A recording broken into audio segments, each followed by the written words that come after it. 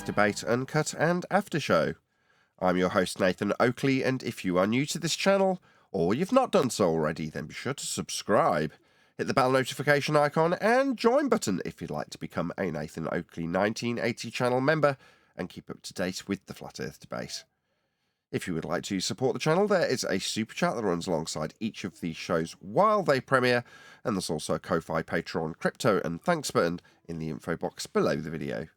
Speaking of Patrons, I'm going to do a quick shout out to all of you who do support me on Patreon.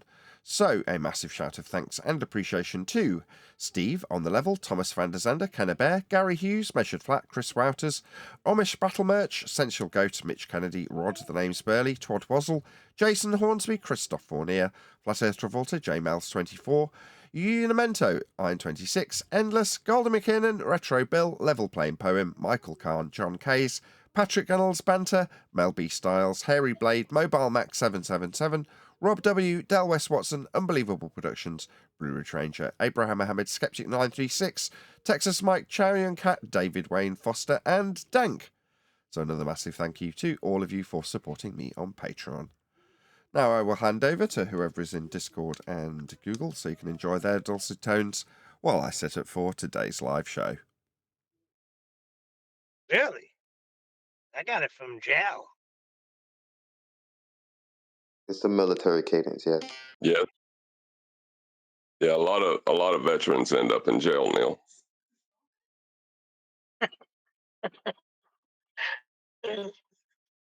Would have been 6 months of intensive military training that I signed up for and got kicked out after 2 weeks.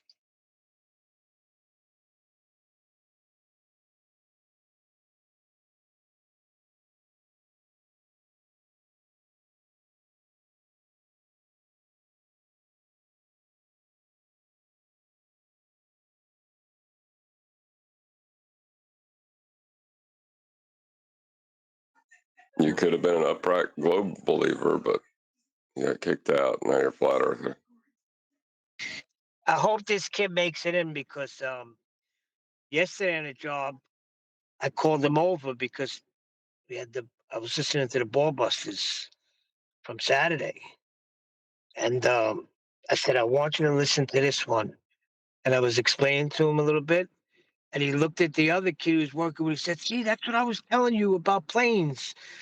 It's impossible to fly around the globe. I was just telling him that." This kid's pretty sharp. Jabari. One of he's a really good soccer player. But he said he was going to come in, so.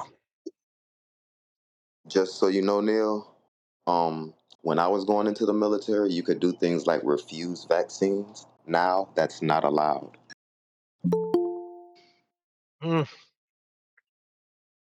Yeah. Got to be careful how we talk about it on here, too. 100%. Right. Well, all those papers that you sign, are you giving up your rights as an American and accepting the Uniform Code of Military Justice? So you're no longer protected by anything like the Constitution. Yes, true. Really?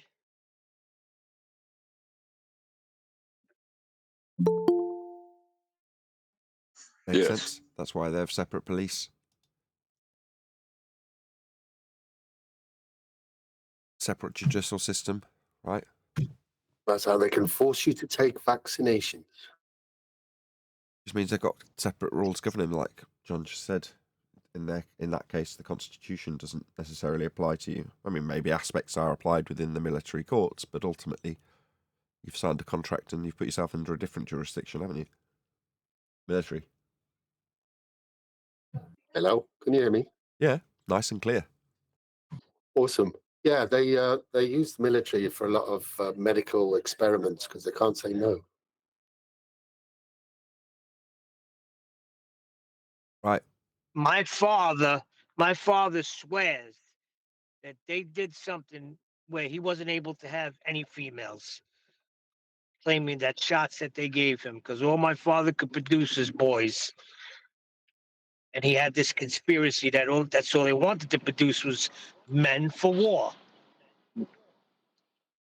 Okay. In the end, we're losing right now. That's what's important. We're losing a mindset. I don't know. Like if people aren't aware that they're backsliding when they think they're moving forward, I don't know if we can really move forward. So I don't like. That's my message on the show, probably going forward. How bleak? They're saying enjoy servitude. There's some people that are like metaphorically in the Matrix and can't be woken up. Is that what you're saying? No, what I'm saying is I have a more realistic view of where we are, based on how people are responding to propaganda. Okay. So all I'm saying is, okay, well, in the end, what we're doing is the right thing. It's just not happening as fast as we would like. We just think that somebody comes to the truth and that's it. No, it's a process each and every individual has to take. And in order to go on that road, they actually have to disregard any mental doors regarding an authority on information, an authority in their life, as far as wellness. Like these are things that you have to forego to actually look at information. And if a person doesn't have time or isn't willing, then it won't happen. Yeah, that's the bit I was saying was bleak, but fair enough.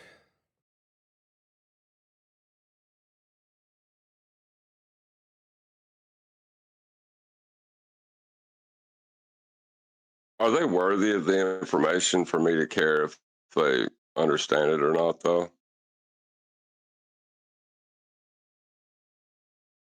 Well, I mean, when you ask that,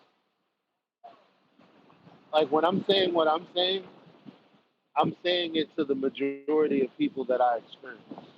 So if you're okay with saying that to 99% of the people that you love, then cool.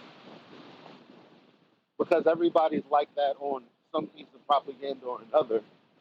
And my running theme is actually what would fix this, what would fix that, what would fix every other subject that, should be simple, is people have to change their operating system. And if they don't know that they have to do that, nothing's going to change. There's also Craig, the guy that piped up a second ago, Click OK, and I were talking about one of our mutual friends that we go out for curry with, who's a photographer, and he knows all and sundry when it comes to photography. But then when you put a picture of the Earth from space in front of him, that all goes out the window. I mean, I'll just put it down to cognitive dissonance. You're saying he needs a completely new operating system. But in that instance, he's got an operating system that can identify good or bad photography, except when it comes to space.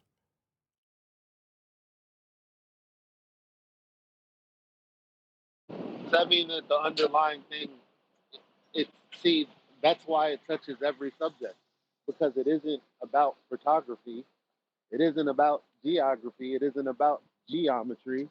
It's about the decisions you're making when you're deciding whether something is fallacious or not. If you can't do that, what what are we talking about? Well, it's religious belief, but it does still slip into. You say it isn't about photography versus photography, but it is in this instance, very specifically. So it's, can you assess whether or not something's photographically accurate or not? And when the answer's it's got something to do with my religion, therefore no.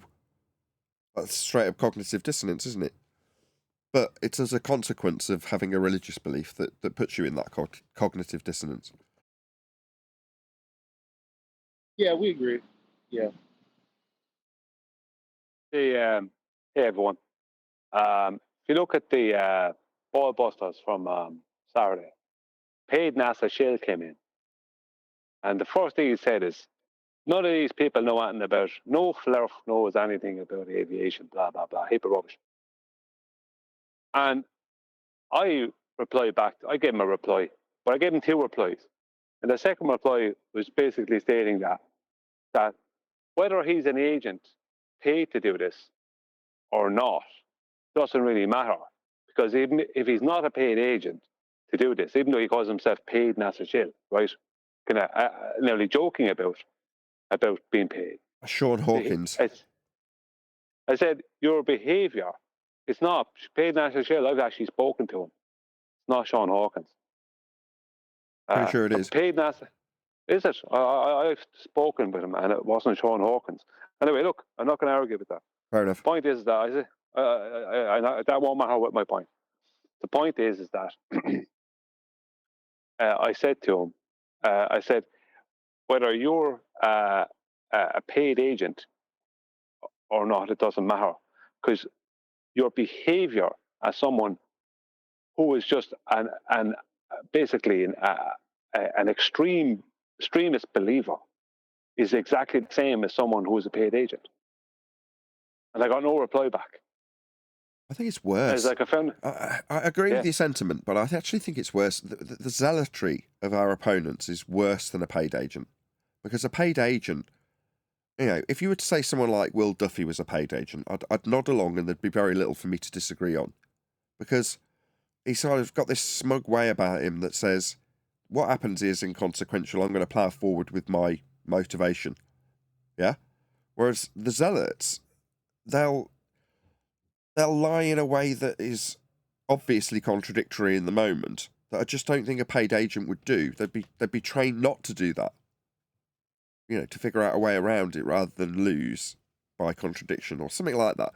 So I actually think it's worse. The zealots behave worse than paid agents.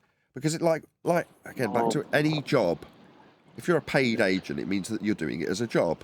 Well, if you're an agent of somebody, it means that there's a power that should not be, if you will, above you, that's paying you to do that. Well, in that instance, somebody's phoning me. Should I put my phone on silent? Hold on a second. Yes.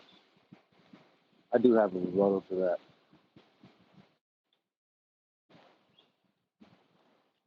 When he gets back.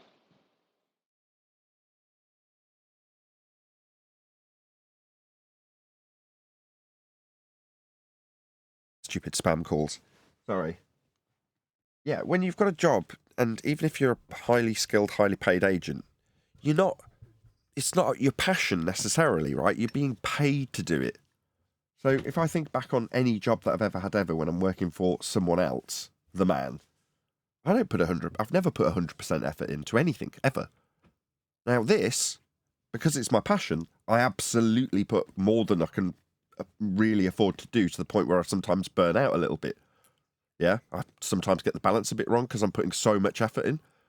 Well, that's not the case even when I was in a job that I really liked.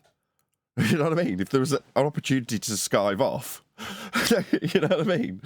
So I can only imagine that in any job it would be the same. I'm not saying that everyone's like me and would skive off at a given opportunity, but you know what I'm driving at? If it's not your passion, it's your job, you don't necessarily put the same degree of effort in or fight with the kind of... No, I agree. Yeah? You know what I'm getting at? Their passion outweighs even a paid employee. It's like people who are fighting for their village versus a paid army. You know, you can have a lesser force that are more determined and win against a bigger army because they're so determined and they have their passion. Well, I guess where I would defer on that is that, again, so easy to look over into the other arena I'm paying attention to. And there are people that I know for a fact that are paid shills, right? They're paid. But the thing about it is they're not flexible enough or intellectual enough to respond to something that hits at a premise and destroys either what point they're making or whatever fallacious thing that they're using to try to tell people that what you're saying isn't true. And so it's like when Muhammad Ali, he went and he interviewed, I forget what the name of the guy is, but the thing about it is the guy was an experienced interviewer. It's just Muhammad Ali was so well spoken, his rhetoric didn't work. So you can be paid and still suck. Yeah, I agree. So you're much better off motivating people to have their own passion for something, and they'll do a better job for you. You don't even have to give them any money.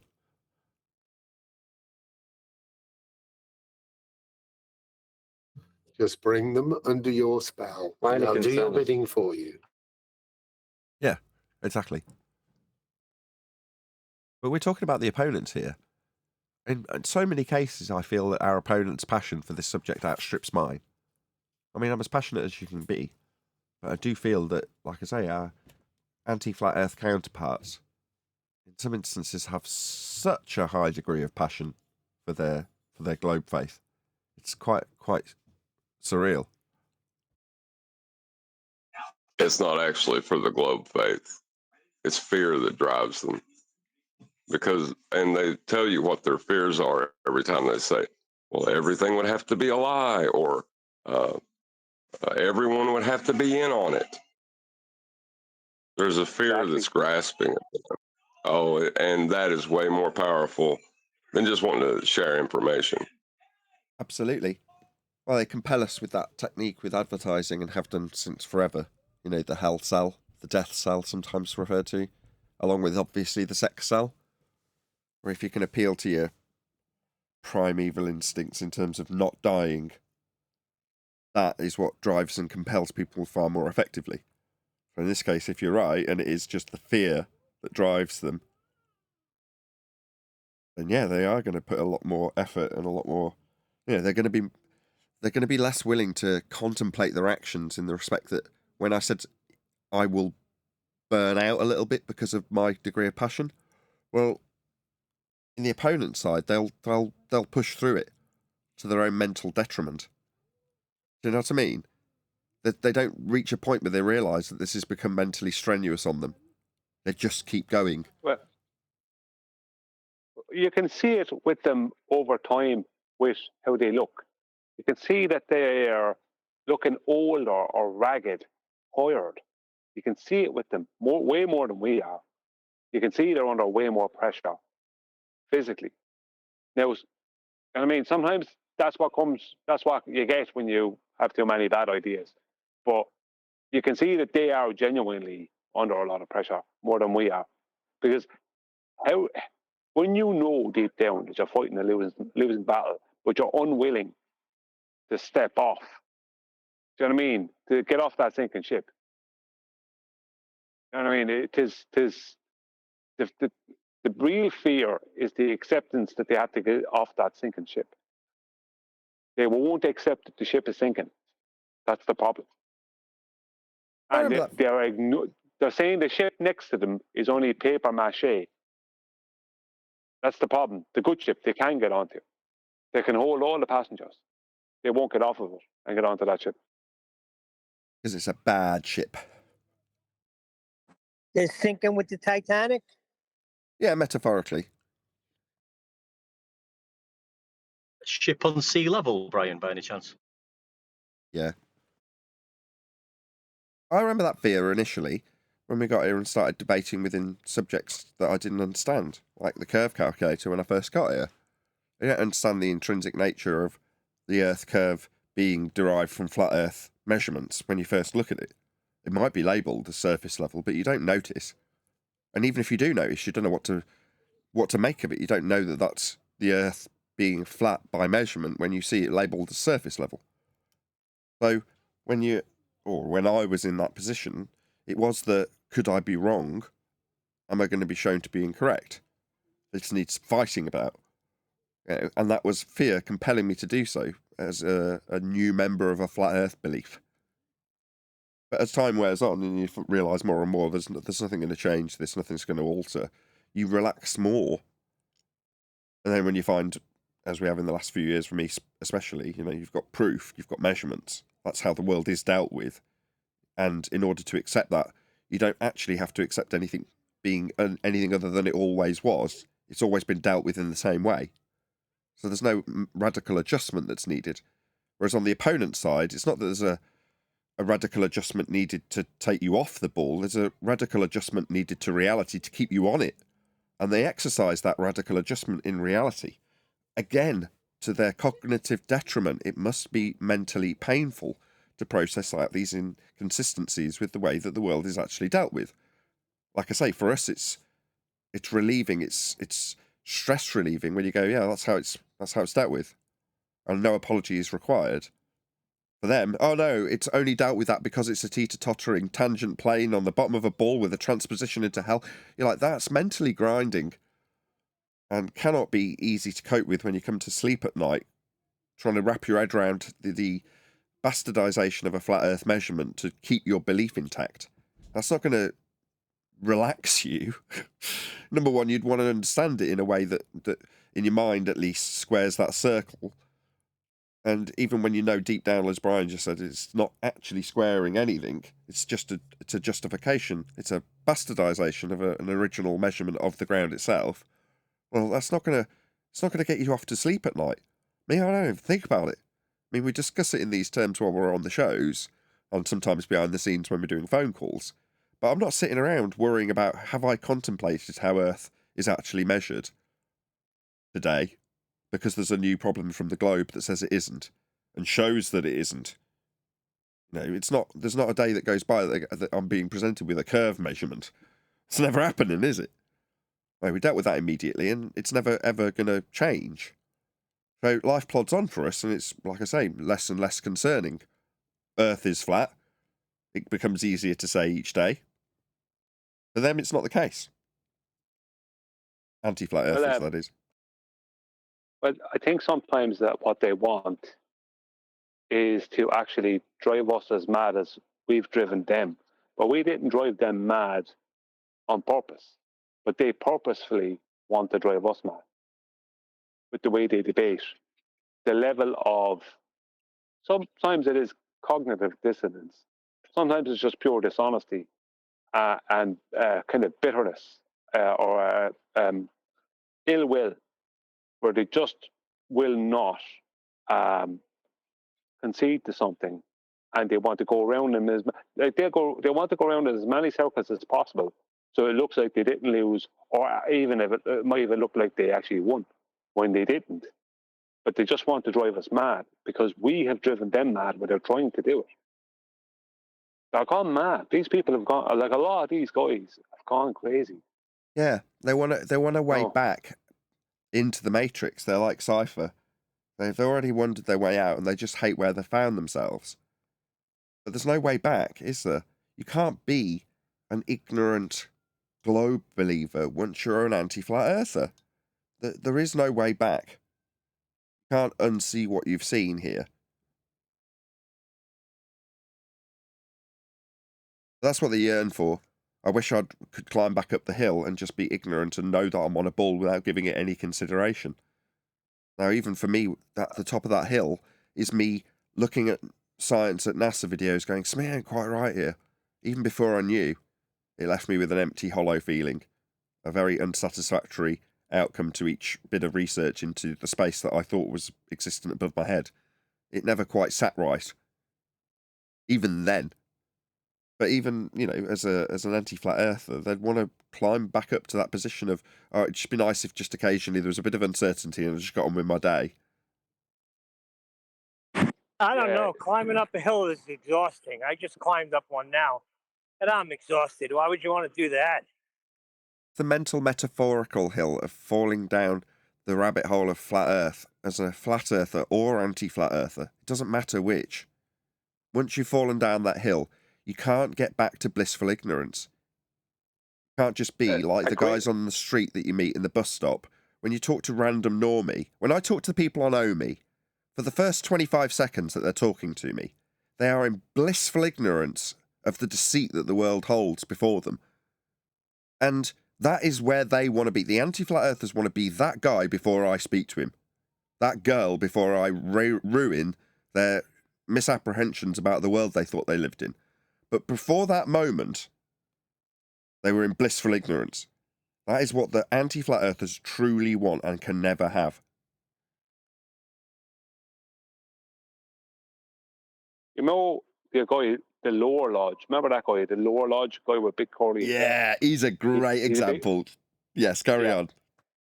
Yeah, when he was debating with it and we were covering it, both when it was being covered on this show and on QE Live or Ballbusters, whatever it was, we didn't give it enough of a chance. I wanted it to go right through to the end because he actually ended up, even though it was Witsit, he ended up telling Witsit to get out of his show. That's what I'm telling him. You know, get out of his show.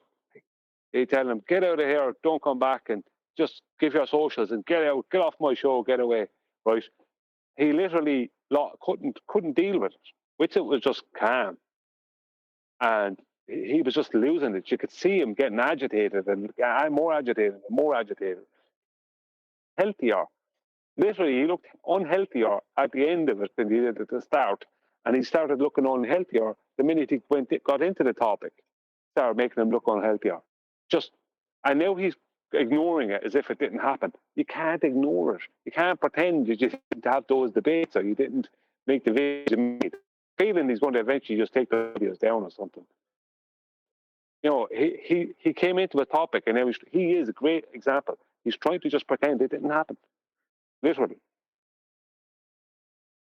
Yeah, once you've opened Pandora's box, that's it.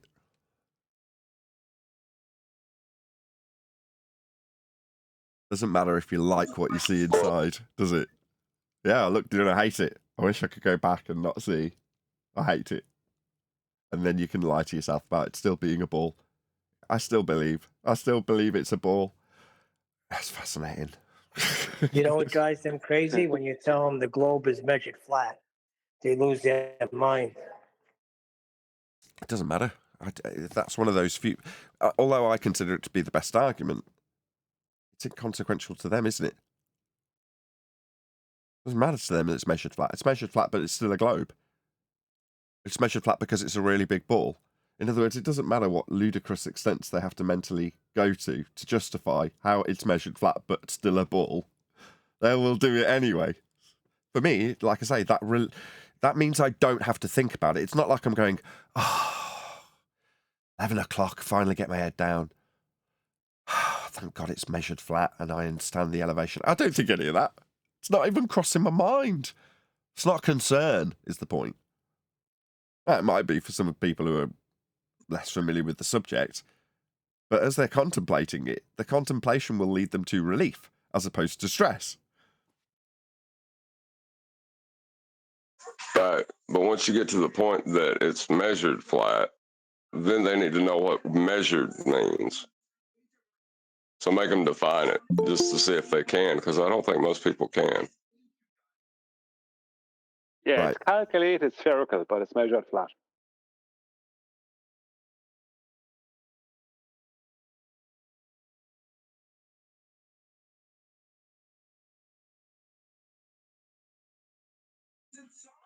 That's interesting. What's calculated spherical? The globe face. The globe. No, it's not. It's never calculated spherical. What do you mean? It's calculated into being spherical with Haversine conversions of flat elevation angle measured and ephemeris star measurements. I mean, what do you mean it's not calculated spherical? It's calculated into being spherical. Is that what I mean? No. The Haversine conversion formula is still with respect to a flat plane. There is no calculation for a globe. There's no maths for a globe. Such things do not exist. They believe it does because they misinterpret the calculation. There's no calculation for a globe. Okay.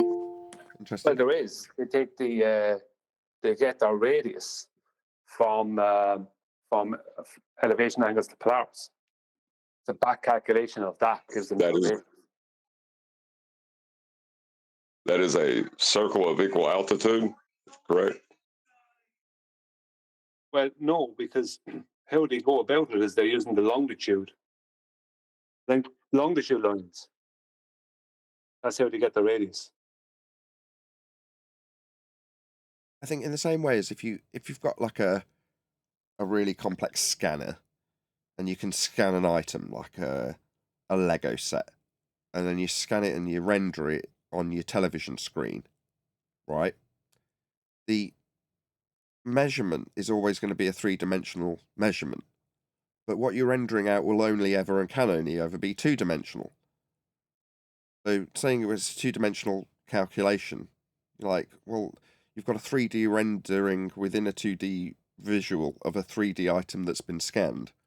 But what actually matters is the original item and how it's scanned, as opposed to the end presentation.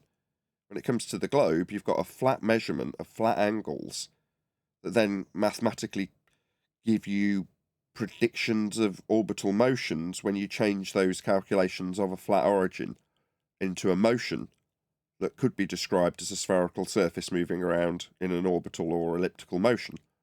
But the original calculation is flat, therefore to suggest that it's been calculated into being spherical is a misinterpretation of the original angle measurement that you're utilising to make these predictions.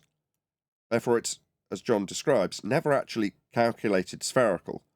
It's only ever inferred to be spherical based on the flat derivation and predictions of the stars that are taken with flat measurements. You can infer that as a third party, but if you actually do the maths, you would violate your original measurement if you're suggesting that the Earth is actually spherical at any stage, if you understand the mathematics. Is that correct, John?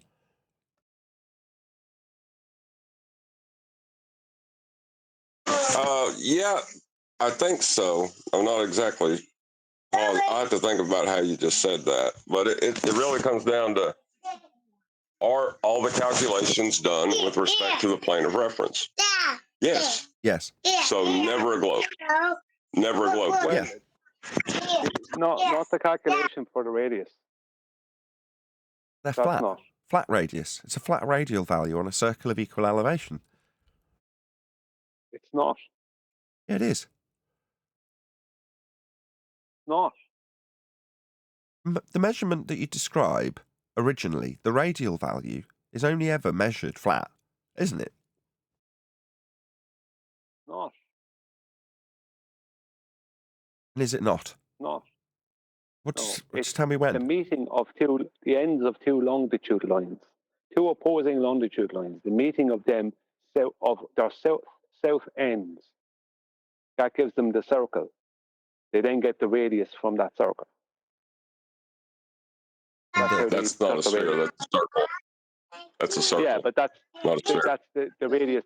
But they then, because the longitude lines are, there's 360 longitude lines. Let's just say, because there's a circle, the latitude and longitude is a circle. They then all the southern ends meet. That gives them a grade, the latitude and longitude grade around their sphere. It gives them their sphere. Do you understand what I mean? But that's where they get it. Yes, it gives them a celestial sphere, not a globe sphere. Well, when you said ends, no, Brian, when you said ends, what do you mean by ends? The southern ends of, if you take any two opposing longitude lines, right, they're straight lines, right, opposing. That means, let's say if you're at the north, it's the one right across from the other. And you make the south ends of those longitude lines, which would be 90 degrees south, meet underneath the north.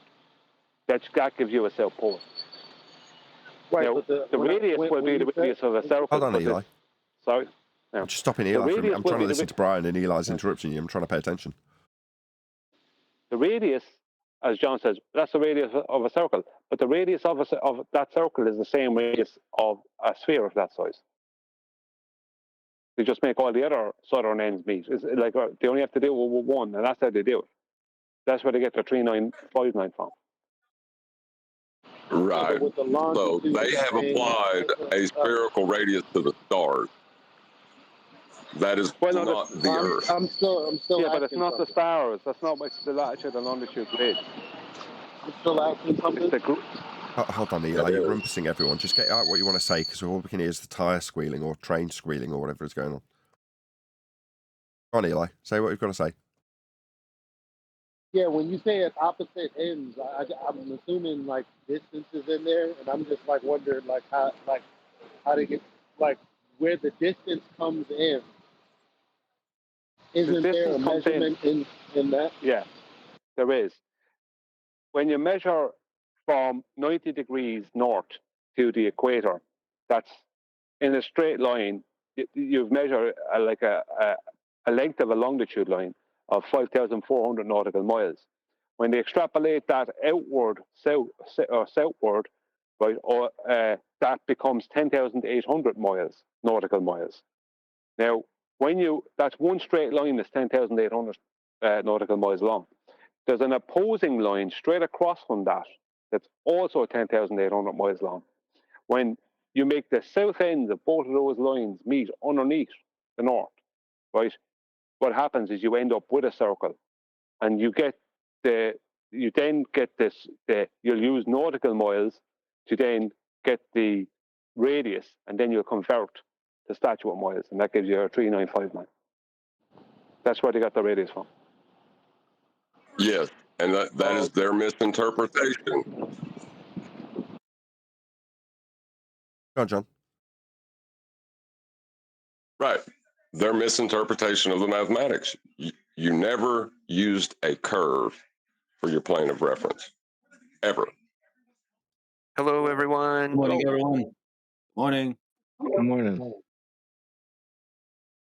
Oh, good morning. Good to have you all. Any evidence that you can acquire an elevation angle measurement from a curved baseline? Since angles have two straight lines, you're going to need the surface to be a straight line. Yeah, we measure Earth flat. It's how all the maps have been developed, and how the assumption of a globe capable of reification is also developed with those measurements of a flat plane with those angles to the stars. We were just discussing in the pre-show. You're measuring a vertical. Oh, go on, Brian. I just say it's not just two straight lines. You're measuring a vertical, and that vertical has to be perpendicular to horizontal. And the vertical you're measuring will be from the GP of the celestial body, let's just say to the celestial body, or from the base of, let's say, a tower to the top of the tower or a mountain. So whatever distance you are from that mountain or from that GP point or the base of that tower, that has to be horizontal. As in, even if it's at a different elevation, it must be parallel to a horizontal, which would be mean sea level. The point is that when you're using celestial navigation, sea level becomes horizontal. Your mean sea level is your horizontal. So right.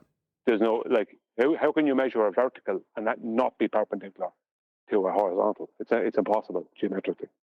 Same with all verticals. They're all parallel with one another as well.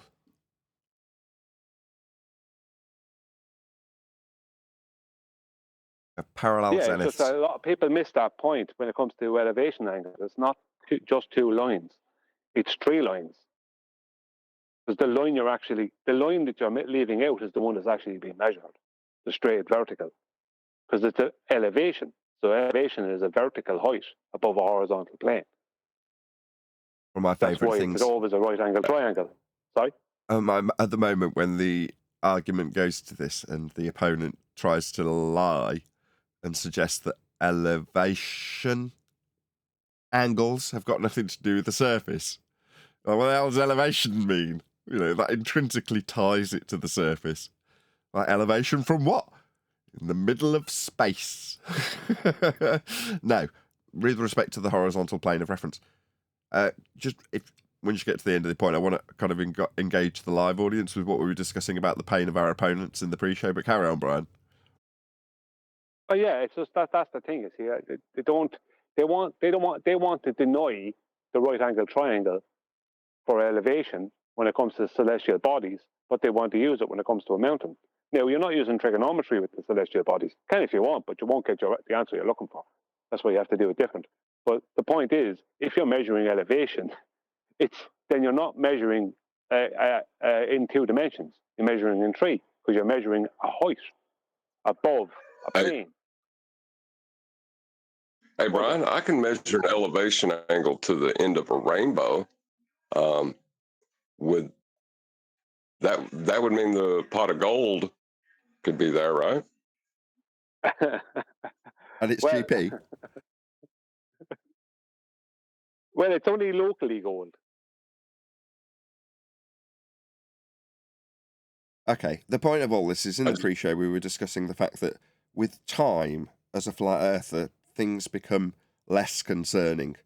Now, you can call that comforting if you like, but that wasn't the context we put it in. It's more the idea that if you haven't got to worry about it, you won't worry about it. Therefore, it's not cause for concern.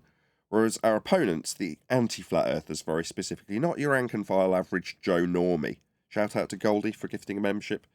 But your anti-flat earther, that guy is in more pain as the time progresses. You know, back in the day, they lived in wishful thinking that flat earth would be been and gone and done and dusted within a year. You know, 12 months from now, there won't be any flat earth. I've been hearing that for 10 years. Yeah, that's wishful thinking.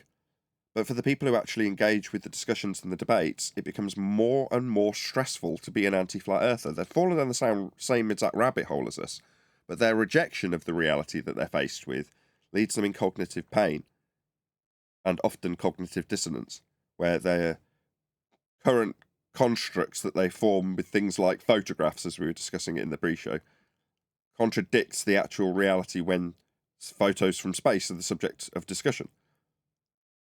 But for us, we know it's fake. We don't have to square the circle of unrealistic pictures anymore. We don't even have to concern ourselves with them.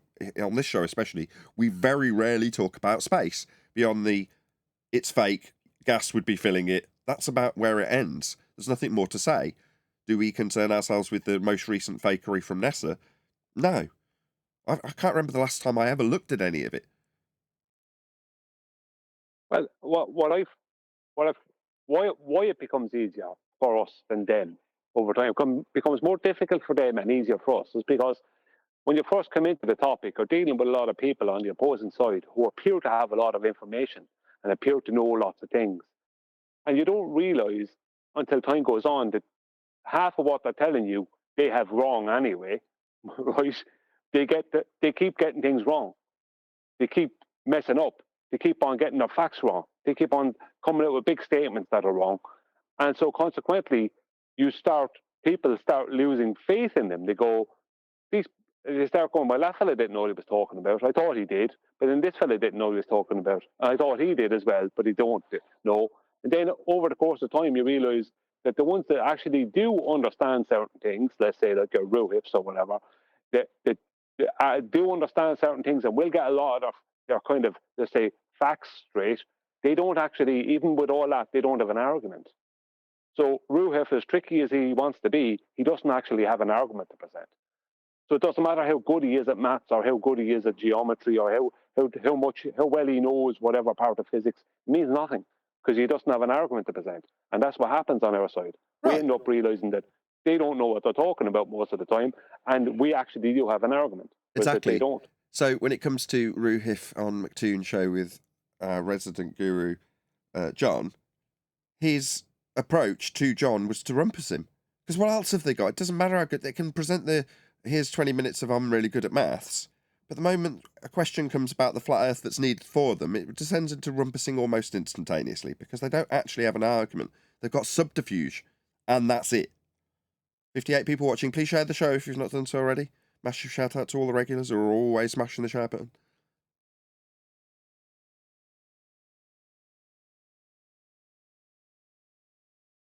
Yeah, it's a great example because I couldn't think of anyone, and I mean anyone anywhere, I don't care what their status is, Brian Cox, anyone else, that would be better than Ruhif as far as defending heliocentric. Like, he is the trickiest you're going to come across, I would say. But when he was against John just sat there, listened to 25 minutes, and then of Ruhif, right, basically making half the stuff up, but yet he knew what he was talking about. And it came to John, he didn't even get through a sentence and a half without being interrupted. because he had an argument. It didn't matter. Even if John didn't know anything, had no education, but only had an argument, he still won. Or he still was going to win, you know? Remember the MASH song? 'Cause globe belief is painful. It brings on many changes. And I can take or leave it on my show. Du-du-dum, du-du-du-dum. Remember MASH? MASH.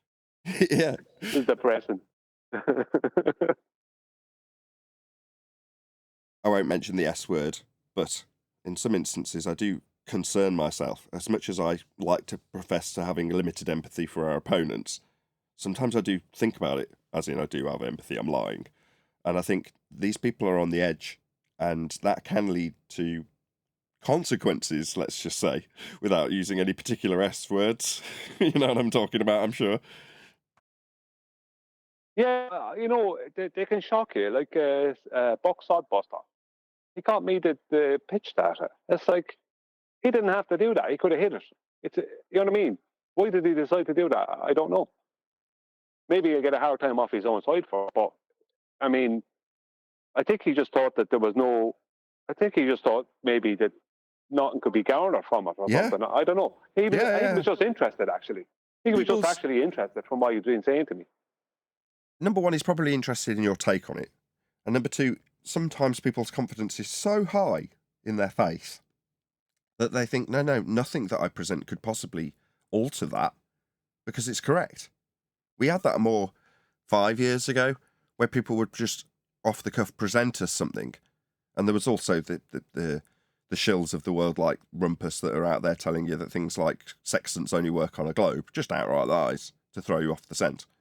But there are others unlike that are doing it, not doing it so egregiously and overtly, but doing it because they are none the wiser to the flat earth evidence that they're presenting you. And in their mind, no matter what I dig out, it will prove a globe, especially if the propaganda in the first paragraph says, on a globe we use blah, blah, blah to prove a globe. It's like, yeah, but then when you get down to the nitty gritty of what the actual claim is and what it's using a flat earth.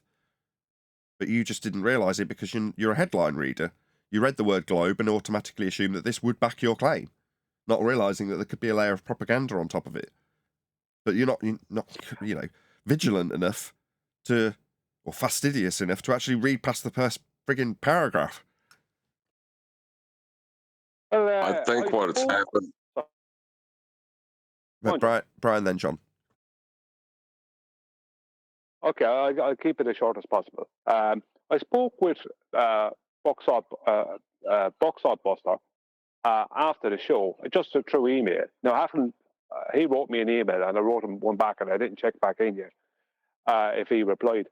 But he said, he said, I got well received in the chat and enjoyed it. He said, and you done a really good presentation, Ollie. He said, but there's one thing he failed to address, and he said it was that planes will hold a constant altitude, and they just follow that air pressure around the sphere.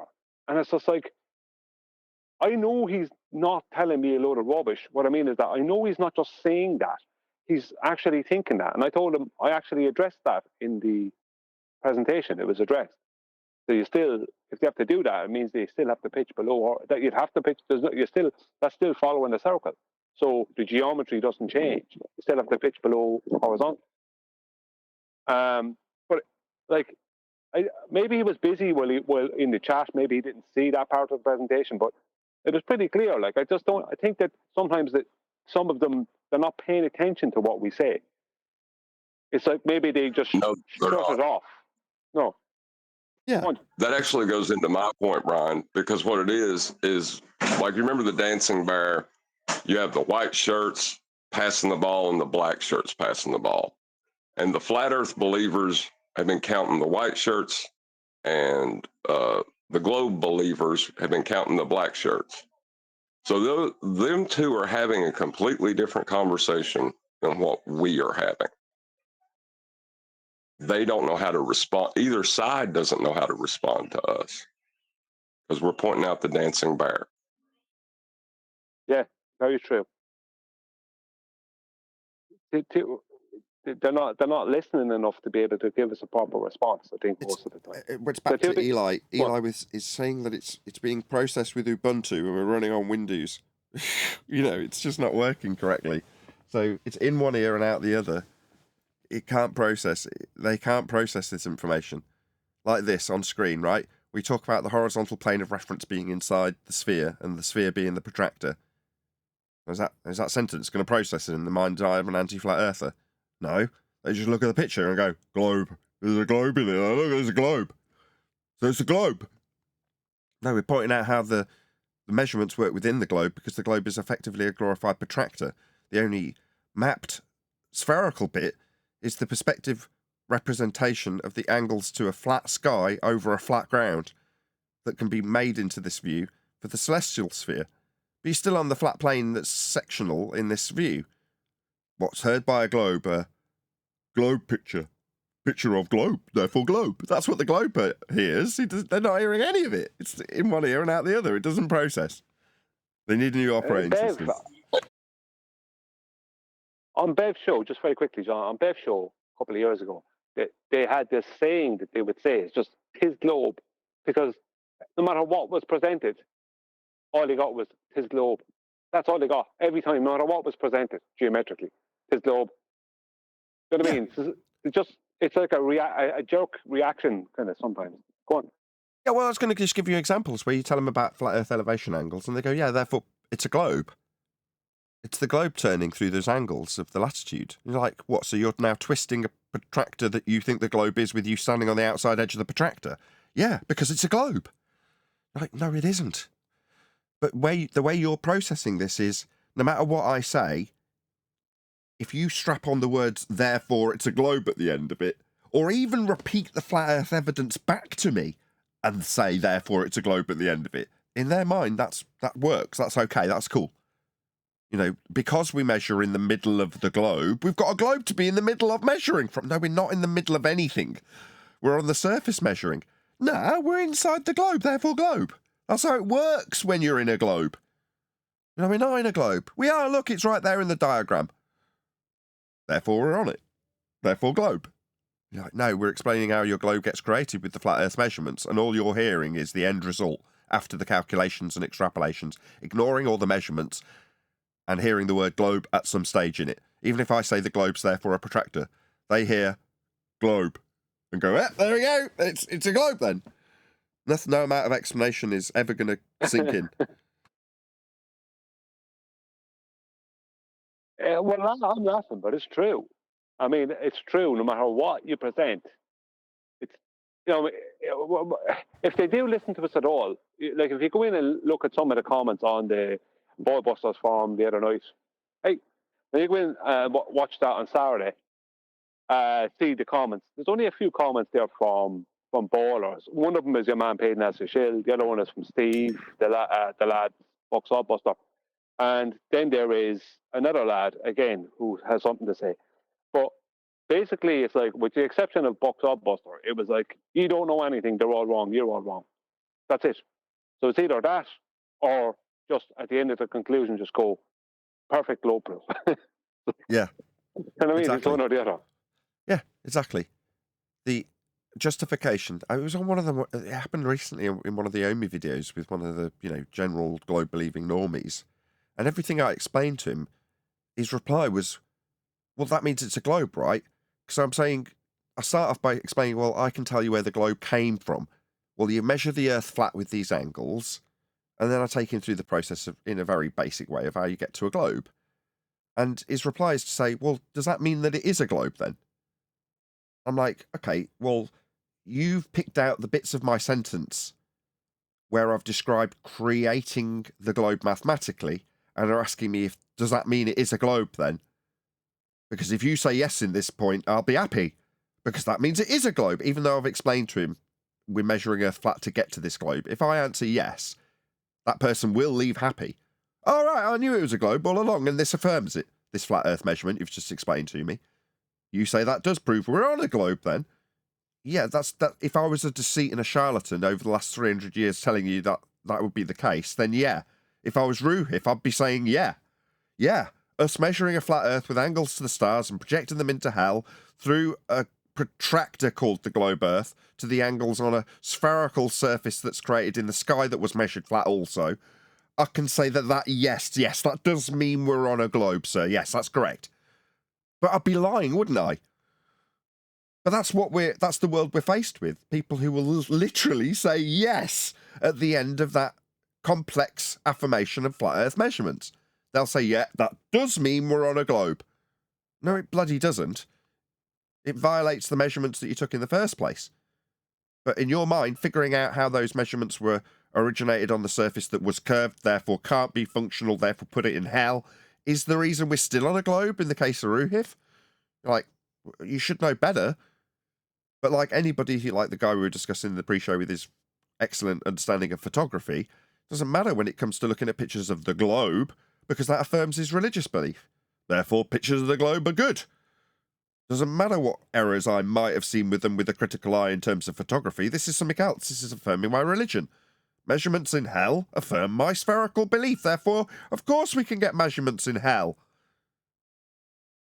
But yeah, he's not listening. It's like when you're speaking to a lot of them, not all of them, but for a lot of them, when you're speaking, they're only hearing certain words. The rest of it is being blocked out. And that's why sometimes when you say something to them, like sometimes it's dishonesty, but sometimes it's purely down to when you say something to them or you respond to them and they kind of just seem to hand wave it, right? Sometimes they haven't listened. They've only heard like certain words, like the word globe and the word measurement and the word, the word, I don't know, sphere, something like that. And that's all they picked out of it. They haven't listened to what was actually being said. They've blah, blah, blah, globe, blah, blah, blah, measurement, blah, blah, blah, sphere. Okay. You know what I mean? That's all they've taken in. Exactly. It's even worse. It's even worse when it's someone on your own side that's supposedly arguing for the same position you are, who takes the information that you're sharing with them and tries to argue against it. Yeah, that does frustrate me because that reeks of laziness when it's our own side. In other words, I've got used to this way of arguing now. I can wake someone up to the idea that the Earth is flat by telling them there's an ice wall and a dome, and I can do that. That's been successful. Creatures do what they have done previously and have been successful with. So when they get into our own side, this is now flat earthers, get into the habit of using these tools that they previously used to wake people up, in quotes, then they just continue to use them even though we'll point out flaws with them in the way that they're dangerous for later debate in this subject, how it will lead to your inevitable downfall. Now, as horrible as it is to say this, and I'm not going to mention any names for obvious reasons at the end, there's so many people who are prevalent flat earthers who have ignored our warnings, which is what they are, in regards to this, and have instead followed these poor arguments to fruition to the point where they will be holding up a loss where they didn't need to. It was first the case with Bob Nodell with gyros. It's like you leaning into this affirming the consequent fallacy when you could be holding your opponent to task based on their claim there's supposed to be 15 degrees an hour of drift. Well, they're using you to affirm it, and you're denying it in the case of your loss when you've got a faulty gyro, and saying that the consequent is actually caused by ether. Like, so you've affirmed the consequent with a new P statement, rather than just admit that, okay, so this proves we do have 15 degrees an hour of a separate reference frame. Well, then flight times would be reduced if Earth's turning underneath, as this gyro suggesting. But they didn't want to lean into it because they had a faulty argument to begin with. We can show that Earth's not turning with a gyro. You're going to affirm the consequent, aren't you? If you're going to try and prove that. Now, if you show a practical use for it, an actual usable reference to the spinning plane that is established with the gyro, and show how that's practically applied in the real world to avoid death in the air, for example, then that's a very useful demonstration. But if you just say, if I don't observe 15 degrees an hour drift, then Earth's not turning, I don't observe the 15 degrees an hour drift, therefore I can affirm my presupposition, which isn't in need of proving. You don't have to prove the non-existence of Earth turning. If you're saying it's stationary, you haven't got a positive claim to make. There's no need to affirm the consequent with a gyro. You can show in practical application how that would be the case with a gyro, but our opponent needs there to be a 15 degrees an hour deviation as Earth turns underneath. Now, if that is the case, then Earth's turning underneath stuff. Hold them to it. But we, over the years, have refined these arguments and found the flaw, and also found out where our useful idiot nature as flat earthers serves our opponent's interests when we work within the confines of their fallacies. It's happening right now with the final experiment. Us falling down a rabbit hole so far that we get trapped in this assumption of things like azimuthal equidistant globe projections being flat earth models that are the be-all and end-all of the movement of celestial items we've got no clue about, to the point where we'll tie ourselves to Earth being flat based on what a model does, or what a map does. Sad. Yeah, I was only thinking last night, or I think it was, or today, there was some video from some years ago where someone was talking about, it was like a flat earth video from 7-8 years ago, and it was about, something like how Mercury does this, that, or the other thing, or, something like that. It wasn't exactly that, but it wasn't that, but it was something like that. It's like, why were we trying to explain things that, you know what I mean? We didn't realize we were just making stuff up. So many of us didn't realize just making stuff up. Nobody knows. Yeah. So why are you making it up? Oh, You know what I should mean? have been recorded after, I think it was after Ballbusters. You and I and QE and Adam and all the rest of us were all chatting away, and we were discussing various arguments that have fallen out of favour, and they're basically all arguments from bullshittery, like solar luminescence and various other things of a similar ilk, where, oh, they sounded great in 2015, maybe it's a bit later, 2016, whatever, doesn't matter. But now people aren't using those arguments, crap though they were in the first place, to try and suggest that that proves a flat Earth in one form or another. And there was a whole bunch of them. Shout out to Goldie for gifting another membership. Really appreciate the support. It's kind of funny though, because it's a what is, a matter of existence, and people are looking for explanations for it. Like, I'm sorry, I have nothing to give you. You don't understand what a what is question is. But why do they want to know? Well, the church wanted to know so they'd know when Easter would be. This thing is still going on though. Like, I mean, you have people who are promoting things like Ether, and part of the reason why they're promoting these things is a way of explaining how the sun moves through the sky type stuff, or how the stars do this. It's like, you have no idea how any of that works. It's so far away from you and your purview, your reach. You know what I mean? It's like the ultimate grasp is greater than your reach situation. It's like you have no idea what any of that is. You certainly can't. You know what I mean? It's trying to come up with answers for just because heliocentrism says this, that, and the other thing happens. That doesn't mean you have to come up with a new lie. Do you know what I mean? It's like, why are you coming up with stuff now? How are you any different if you're coming up with nonsense? It's pandering. Let me answer you. It's pandering to the audience. Yes. Well, why do the stars move in this way?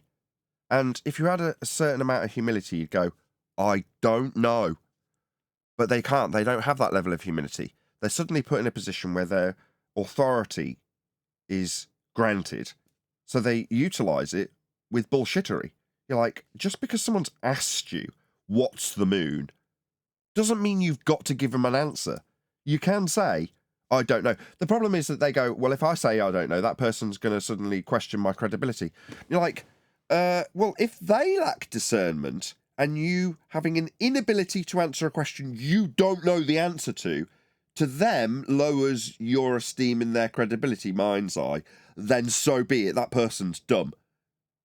Now, if I don't know something and I attempt to answer a question anyway, I'd expect that to be to my detriment.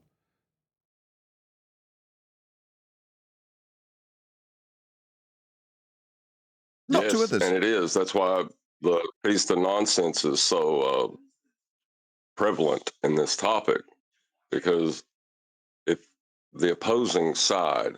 If you're wrong, but the other side is more wrong or is also wrong, you can just put the weight of that wrongness on them and hide your own flaws.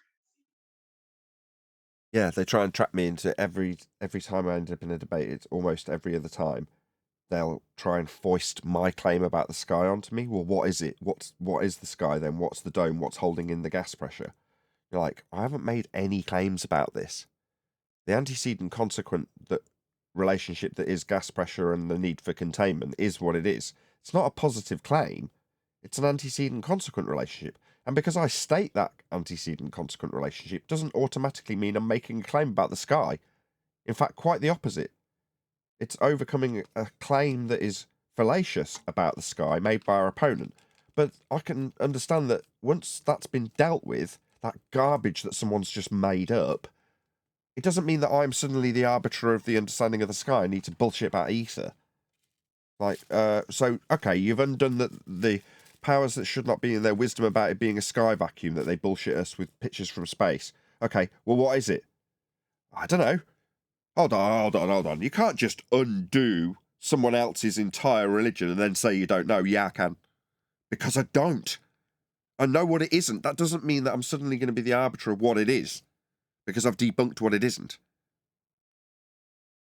Remember the bowler started, when they started trying to debate us by saying, I'm not making a claim about it.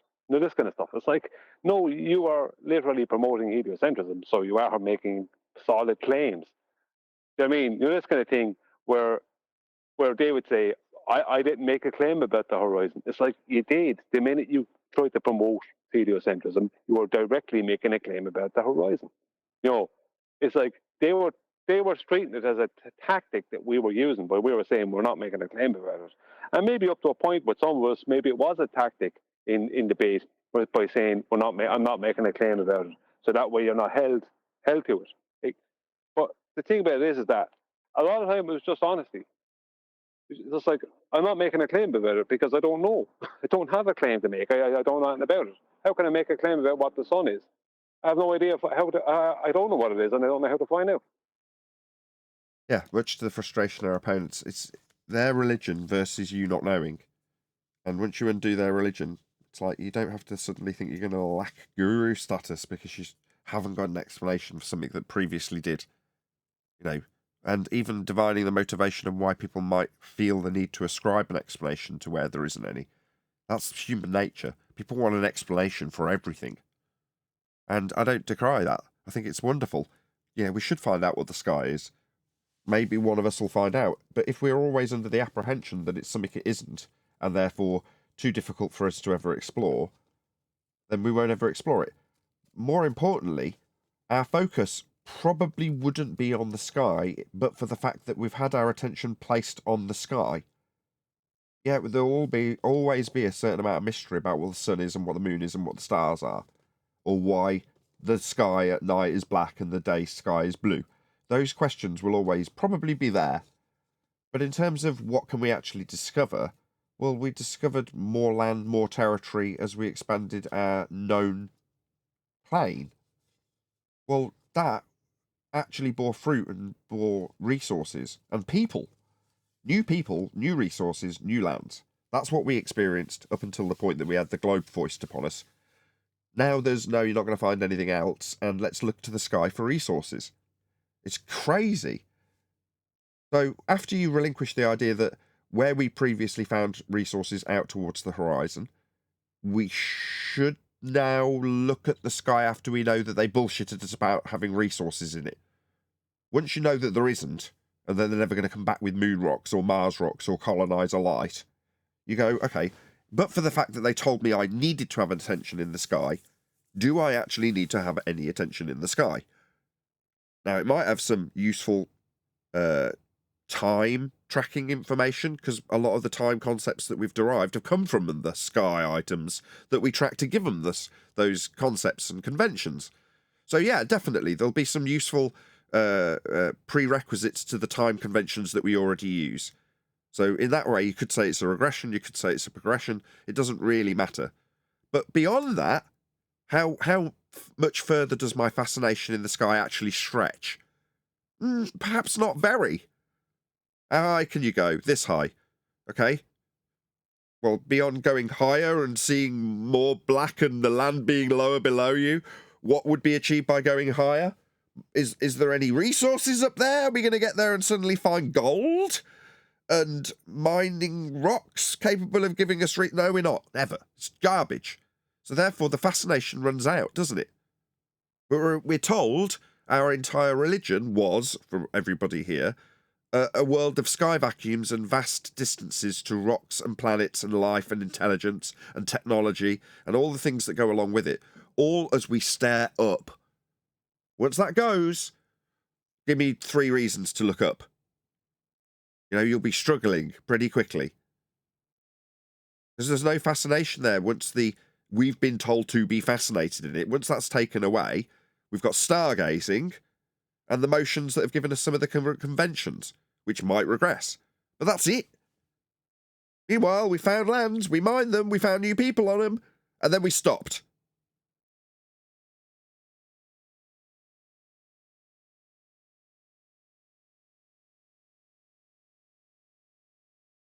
You actually have a video to cover today. Brian has said that it might not be appropriate for the show.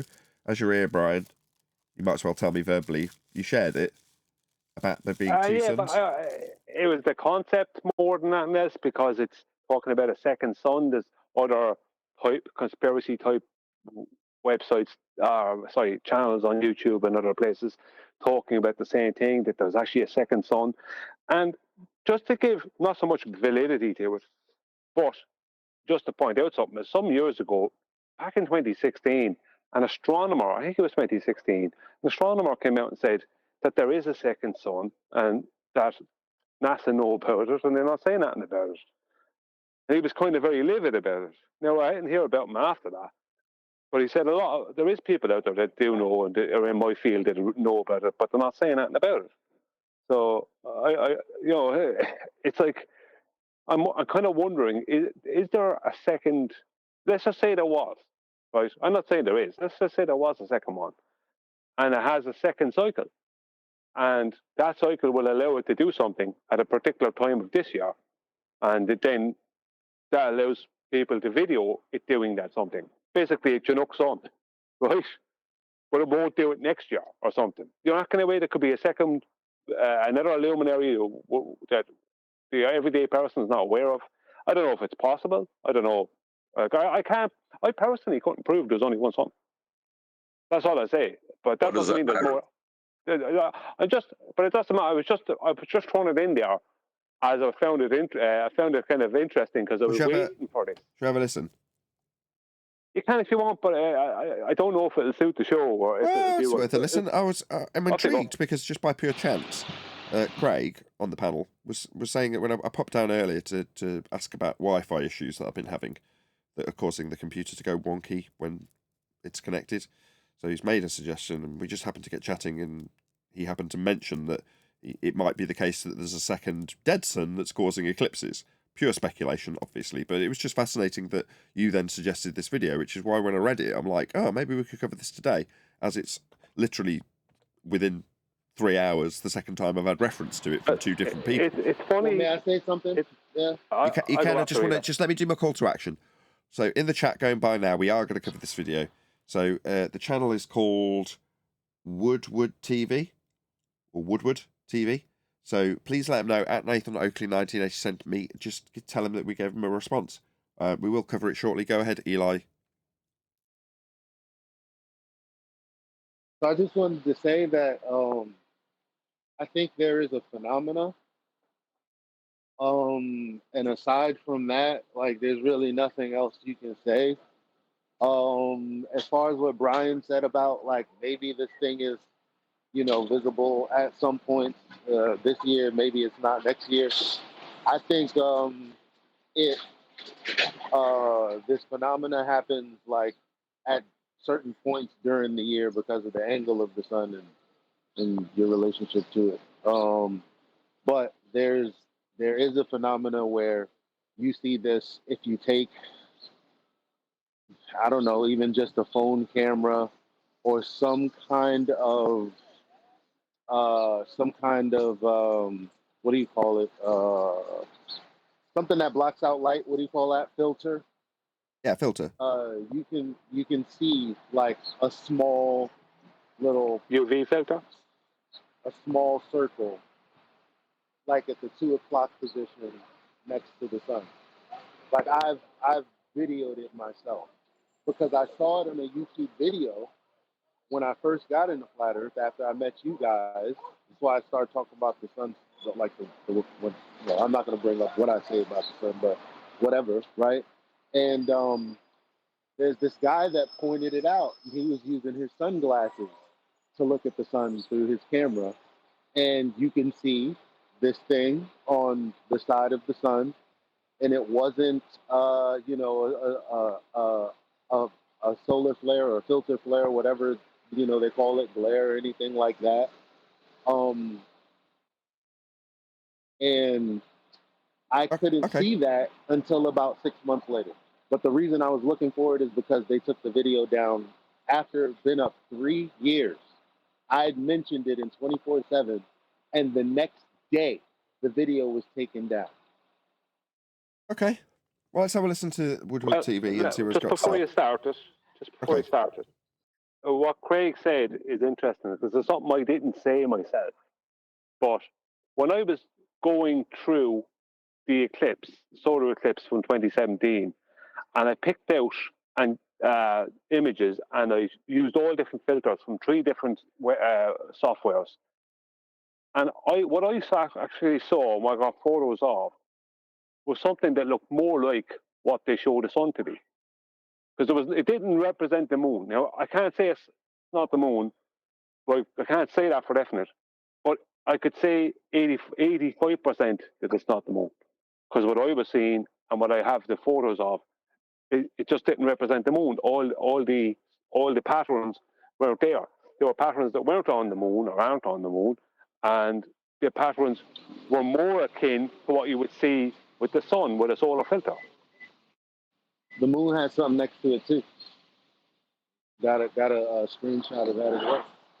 We were talking about that in the past, weren't we? Pardon me. Yep. Could anyone I understand how this is in relation to heliocentrism and what they claim, but can anybody give a valid argument for how this is valid to what the nature of the surface of Earth is? It isn't. Oh no, it's not.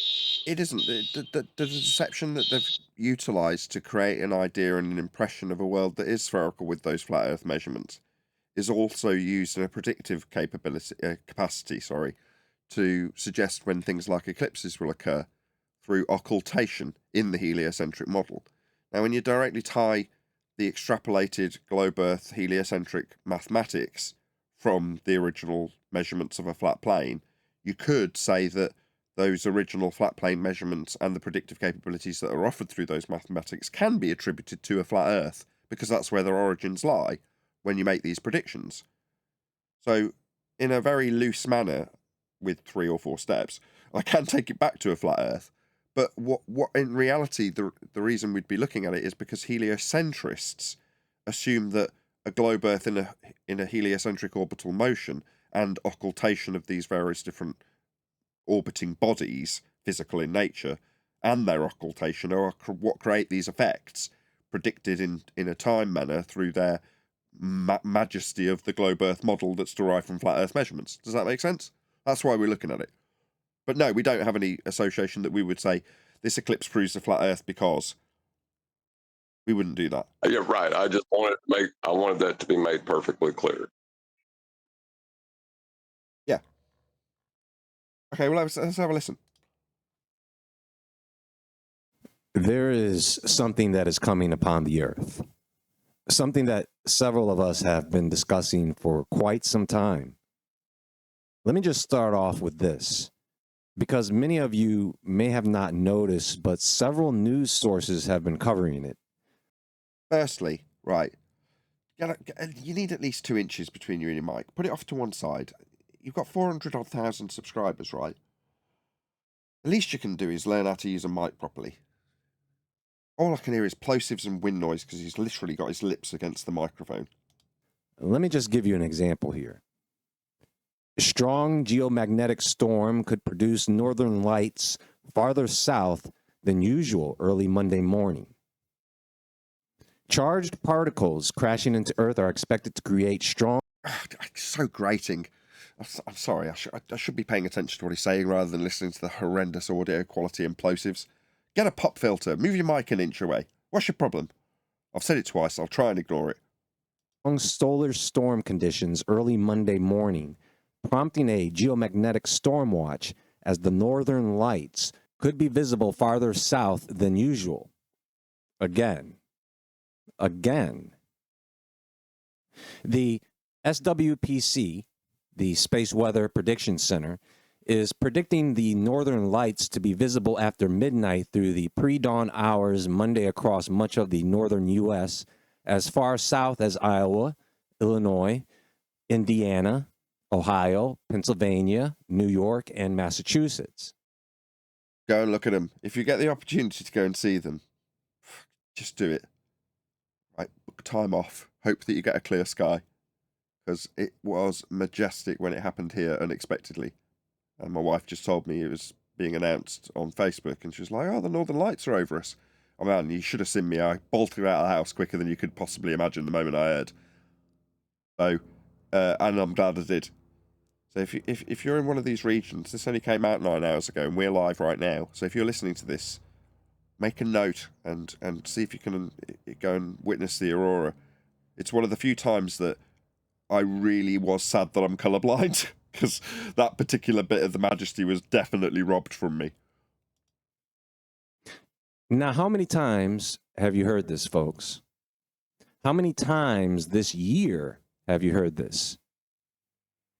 Northern lights were seen as far south as Las Vegas last week. Those up early on... Anybody know what the aurora is?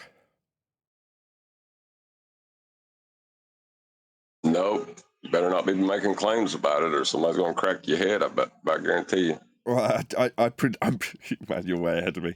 I'm predicting that that's what's coming. There's going to be a claim made, so I just thought I'd get it on the table first. Whatever it is, it requires a flat. No, I'm just kidding. Actually, this Well, no. If you're going to describe the aurora, there's nothing that we're going to use. It's like rainbows, isn't it? You're not referencing it for positional data. There's nothing you're going to utilize in terms of a measurement from it. There's no practical application for it. It's just beautiful. So therefore, there's going to be no reference to flat. That was John's point, like literally 3 minutes ago. I don't know if you weren't listening.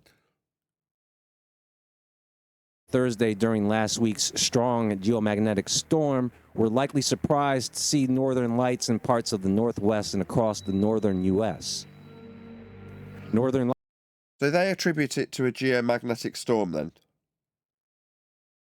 Okay. Because what? Is the claim of a geomagnetic storm a heliocentric claim? That is to say, it's the sun creating this through a heliocentric sky vacuum and reaching us and causing the chaos. Is that correct? Oh, absolutely, yeah, absolutely. Well, that's garbage and unsubstantiatable, and the orbital motion of the sun as a physical entity in a sky vacuum violates several natural laws and is derived from flat Earth measurements. So this is an unsubstantiatable claim that he spewed out because it was on this Fox Weather website, presumably. Lights were even seen as far south as California and southern Nevada. Just in case you're failing to keep up, because we are talking quite quickly and it might not be a subject you're familiar with, what are we actually talking about? Lights in the sky seen further south. That's what we're actually talking about. That's what we're actually experiencing. Including on the Bureau of Land Management cameras near Angel Peak. Yes. Nathan, just pause a second. Just so you know and other people know, this guy made a video of a flat Earth some years ago. And he was saying, so, yeah, well, show us the curve. Show us the curve. Okay, we can't, he said. Right? He actually admitted it, right? And his video was such a joke. I was literally joking in his comments section, but his video disappeared. The one video that he put up, gone, disappeared. And I asked him on one of his other videos, they're probably a year and a half ago or 2 years ago, I said, hey, Where's the flat earth video gone? No answer. Not read it. Shocking. Well, I'm still. He's got my intrigue. I'm glad you shared this. You said it wasn't appropriate, but I'm enjoying it. I recently uploaded a video discussing how there are cycles that we go through, seasons. Some of these cycles are small enough for us to observe on our own. Hold on a second. I just need to write this down. Hold on. Seasons. Gotcha. We can observe these patterns. They're not much to figure out because they are pretty consistent, just like the sun rising and setting every day. That's something that is easy to observe. And then there are massive cycles that are not so easy to observe. Cycles that exist outside of our observation in the heavens, in the stars, much larger seasons. I don't know if Craig's listening, but again, this pure chance that this is exactly the subject we were talking about from, I think the name's, I can't remember the name of the videographer that he was showing me earlier on this morning. John Pierre, I think the guy's name was. And he was showing us this cyclical clock that's running on a 24,000 year cycle, which is what this guy's now talking about. I know that people are curious about the idea of Nibiru, Planet X, Planet 7X, Nemesis. The hypothesis... Hypothesis? Oh dear. So we're immediately into using scientific words. People want to know what this Sigma 17b light in the sky is. People are fascinated with this light. Yeah, they might be. Yeah, what's this light here? Fascinating. It's a light in the sky. But now we're being offered the suggestion of hypothesis construction. So before he continues, for the audience's benefit, hypothesis in the context that we're dealing with, this is the natural world. Yeah, so we're talking about natural science. When we talk about hypothesis, that's a prediction of cause when observing phenomena. So we're going to be suggesting that the phenomena are light in the sky. Depending on how he frames that, it might not even be a phenomena. It might be a concrete noun. Bit too close to call, bit too early, rather, to call. But nevertheless, it might not even be a phenomenon he's describing. But we'll grant him. We'll say the movement of this certain light, or it's a certain behaviour of a certain light, is the phenomena. Well, a hypothesis would be to suggest that you can induce that effect by varying something that you have control over, otherwise known as an independent variable. So your hypothesis will be your independent variable, supposition of cause, will cause the phenomena that you observe. That's a hypothesis. It's called a scientific prediction. Now, the way you validate it is in an experiment. That is to say, you vary that which you assume causes the phenomena and see if it causes the phenomena or not. If it doesn't, you validate your null. If it does, you validate your alternative, and that's science. That's the scientific method. But he's using these words not because he's going to actually provide a validatable hypothesis in any sort of scientific context. He's just stealing the valor of this method to suggest some empiricism to what he's about to say. That we may be living in a binary star system. So your hypothesis is a Nostradamus, meaningless statement that we could be living in a binary system. That's a meaningless word salad. Certainly not a hypothesis. But rather than saying, here's some meaningless word salad, because people might realise that it's just chatting garbage that doesn't mean anything. Instead, he knows he's chatting garbage. He knows he's about to spew some meaningless garbage about being in a binary system, whatever the bloody hell that means. Tripe. So what can you do? You got some tripe that you need to spew. Better to call it a hypothesis before you spew it, because then people will nod, oh, this guy's clever. What a charlatan. That our sun has a distant companion. This is a hypothesis, is it? No, it's just your made-up, just-so bullshit. That's what it really is. The idea that the sun has a companion. All right. That's a hypothesis, is it? No. You know, we may have reference to this in biblical scripture. So it could be a historic speculation as opposed to a hypothesis. Now we're getting down to the nitty-gritty of what it really is, but he's already stolen valor. It's just scummy. Although we can interpret biblical prophecy in several ways. Can you interpret a pop filter? We may have a reference to this star in the book of Revelation. So these guys are all the cares? same, right? Who cares? Go ahead. These guys are all the same, right? Like, before they show you what they've seen, before they give you an observation, they have to lather it up in all of this gravy. I'm like, show me what I came to see, man. Wait, are you lathering up in gravy? What kind of weird sex life do you have? Lathering up in gravy? A very healthy one, I might add. But that's not for the show. Now, again, this is just one of several interpretations of the scriptures. That doesn't mean this is the case, but we're talking about maybe a stretch, an observed phenomena, and we're applying a historic biblical standard to it. But God, just let me get it off my chest. This guy's got almost 500,000 subscribers. Now, as a YouTuber, this is like nails on a chalkboard to me. The guy's got a popping, overpowered, overbearing, wind noise-driven mic that he's not noticed. And he's talking utter shite. Give him 500,000 subscribers. It's just so infuriating. As a YouTuber who works his socks off. I just want to get that off my chest. Go ahead, Brian. I'm sorry. I shouldn't whinge. It's very unprofessional. Not if I'm watching. Please share the show. Go ahead, Brian. Yeah, I just want to point out, like this guy, he's just doing the same as a lot of these people do. And the reason they do it is because they don't have an argument. They don't have any evidence, I should say, for anything they're saying. So all of these kind of people who talk about space and they speculate about, whatever they speculate about, right, concerning heliocentric space.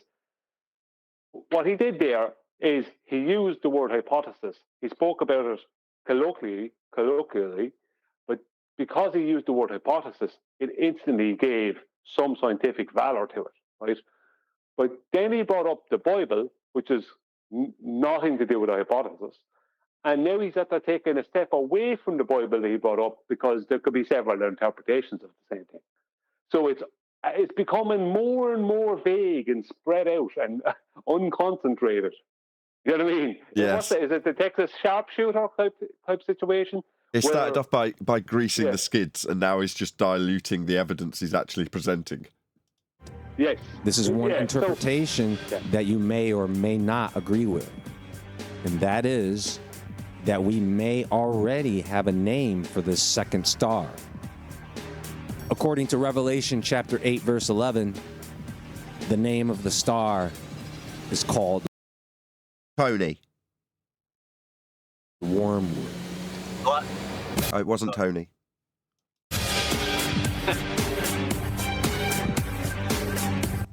Okay, well, that was his preamble before his intro.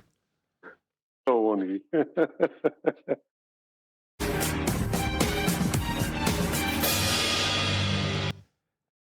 Right, might as well do another call to action on the hour. We'll stay alive a little bit longer because we've only just really got into this. We'll do a few more minutes at the very least.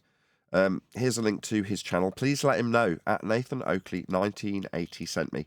As you can see on screen, it's WoodwardTV.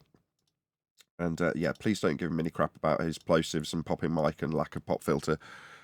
Just let him know at Nathan Oakley 1980 sent me with a polite comment that doesn't immediately get either censored by the YouTube algorithm or removed by the videographer. The idea being that in our limited capacity with far less subscribers, we are still sending the YouTube algorithmic love his way, and the hope would be that if he was to make a response video, he'd do the same for me. If he does, please please put my link in the info box below your video to help us where we definitely don't receive any YouTube algorithmic love, in spite of us talking about facts like measurements. We're still considered flat earthers, therefore censored. So if he was to put a response out there, hopefully he'd put a link to Nathan Oakley 1980 like I'm putting towards him, as you can see going by in the live stream chat now.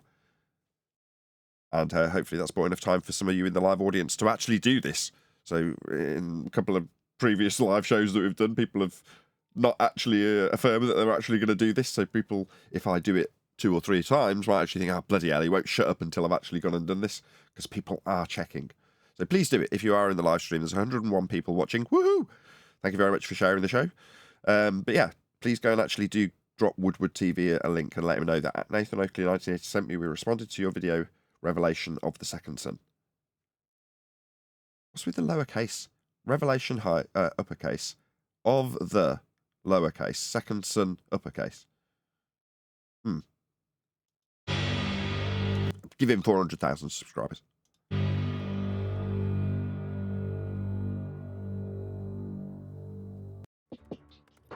Listen, that's there's great. a good chance.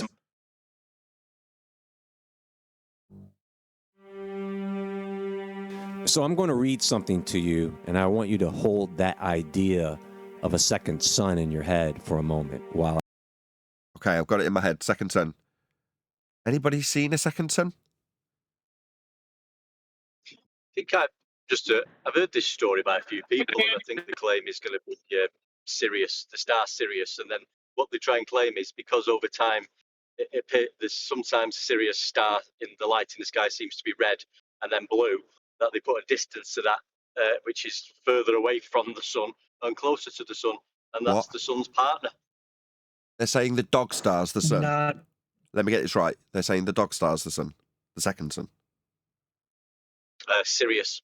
Yeah, dog star. Yeah. I read this.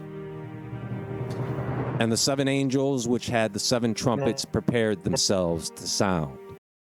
Go on. Was that Eli? Was it Neil? Yeah.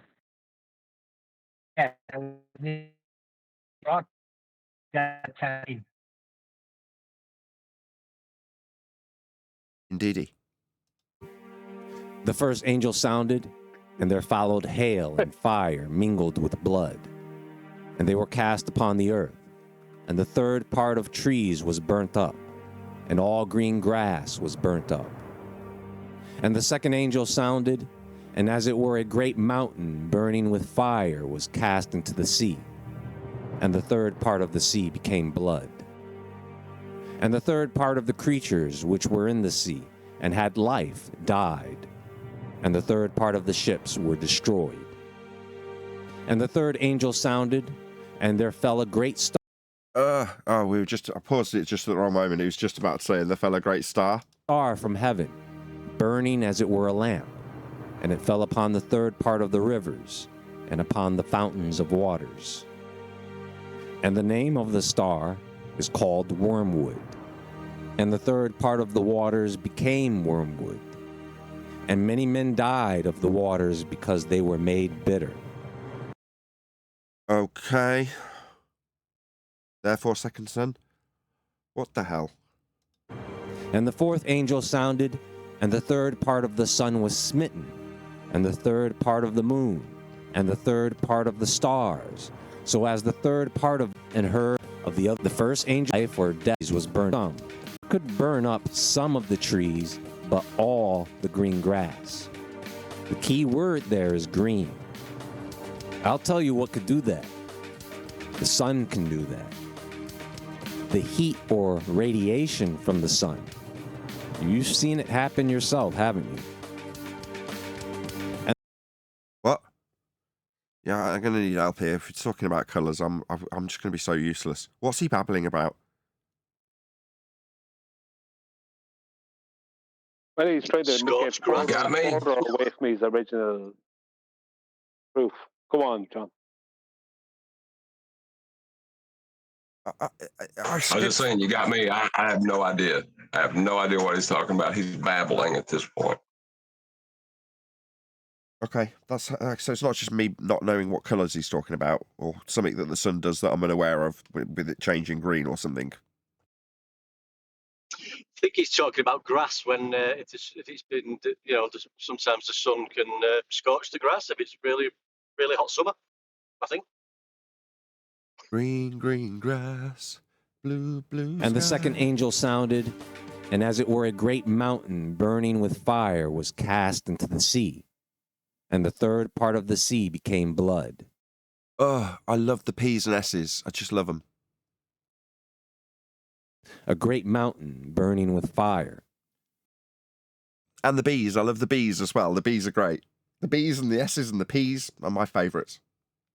Sounds like a meteor, doesn't it? It doesn't say that it is a star. It says great mountain. Okay. So, it doesn't say it's a star. It says it's a great mountain. Should we send them round to commit him or what? I am so lost for words. Do other people hear this and because he's read an extra 30 seconds of scripture that I skipped through, are they just in a little trance at this point when he's saying this? And it's not given a name. But when this great mountain hits the sea, what does it do? And the third part of the creatures which were in the sea and had life died, and the third part of the ships were destroyed. Some of the creatures in the sea died, and some of the ships in the sea were destroyed as a result of this great mountain impact. Does that... We all keeping track that the mountain is the star that it didn't say it was? That makes sense? No. No, it doesn't make any sense. Pay attention. Grammarly now uses AI. It literally made no sense.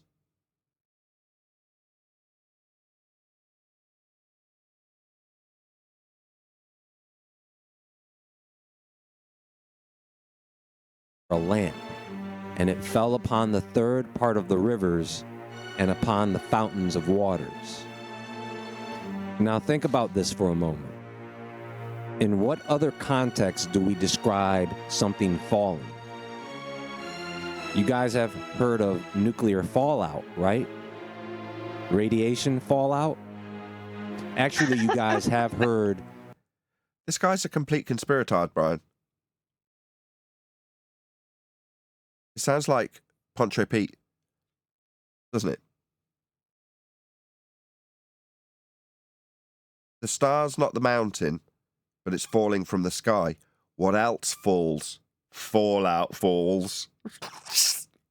What's next? What else fallout falls? Like waterfalls. It's just the ramblings of a deranged village idiot, isn't it, Brian? He's not piping up. He's taking no credit. He suggested this video. About what happened in Chernobyl, right? The nuclear disaster in Chernobyl. Well, so if she weighs the same as a duck, then she's made of wood and therefore a witch. So we can burn her. The mountain isn't the star, but it's falling like fallout. Guess what? That word, Chernobyl, means black weed. And black weed is part of the wormwood family. And the name of the star is called wormwood. And the third part of the waters became wormwood. And many men died of the waters because they were made bitter. Why is nobody talking to this guy? This is what happens when you lock yourself in your basement and make YouTube videos with nobody around you to temper your stupid nonsense and go, what are you babbling about? The fallen mountain's called wormwood because of fallout and the gillyweed? What are you babbling about? Have you gone nuts? People say that we're insane. Yeah, I couldn't come in there. My hands were wet. But it was funny that I couldn't because it's like, I told you, this guy is a complete conspirator. Like, he just rambles on, but he has ridiculous views and he has ridiculous popularity because he gives people hope. That's what he gives people. It could be hope. You might get hope out of it. That's what he's giving to people. That's why he has like 500,000 subscribers. He gives them hope through ramblings of conspiracy nonsense. Like, it's just... What's it? Go on. No, what's the guy's name on his video? WoodwardTV. Woodward. WOODWARD TV.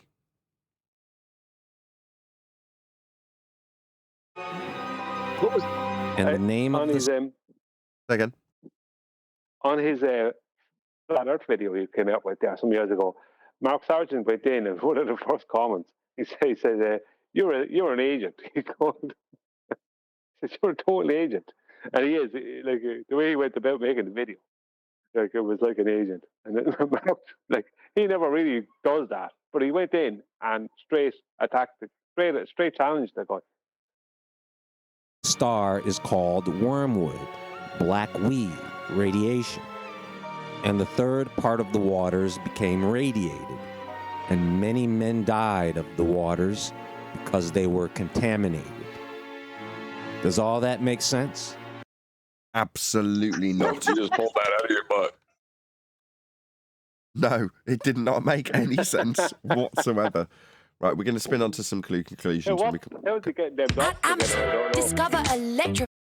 Sorry, Ad. Go ahead, Brian. I'm just saying, how is he connecting those dots together? I don't know. Did we skip past the hypothesis of the second sun? No, that was the hypothesis. Oh, right. Backed up with a load of waffle from the Bible. Takes a long time to put these presentations together, but I will come back to the subject. I just want you to digest what I've talked about here for now. If you are in the vicinity to see the aurora borealis this morning, enjoy the light show. So until next time, that's all for now, and there is more to come. I will be returning to this topic again in the future, and we'll take a closer look. I do have a recommended video for the day. Watch that video. It will be linked on screen at the top. Yeah, speaking of which, I've done my call to action, but I'll do it again now. So please let WoodwardTV know at Nathan Oakley 1980 sent me with a polite, non-sweary, non-abusive, non-taking the mickey out of his terrible plosives and lack of pop filter. Just a polite comment that infers that we've covered his video and you've been sent his way as a result of me doing this call to action.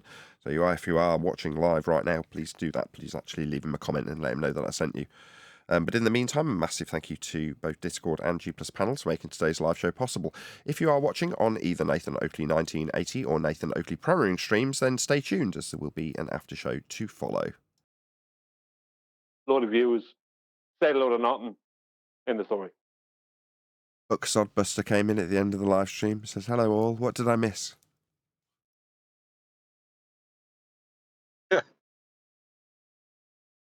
Didn't miss anything. Missed Globebusters, clearly. Was there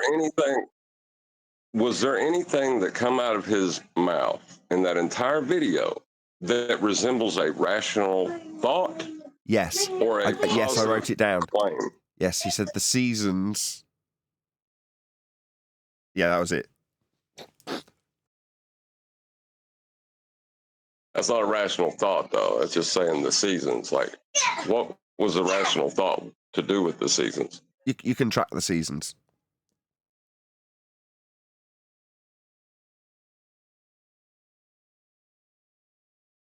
And that was about it. Took the mickey out of it going, okay, well, this is obviously complex stuff. He starts with, he did a poor job, but it's, I don't know how people get this popular when they do a poor job of, if you're going to bullshit somebody, normally you need to build up like a bit of an agreement ladder, get people nodding along, going, yes, yes, yes, yes, yes, yes, yes. And then you introduce your nonsense. So they're already nodding along, agreeing with you.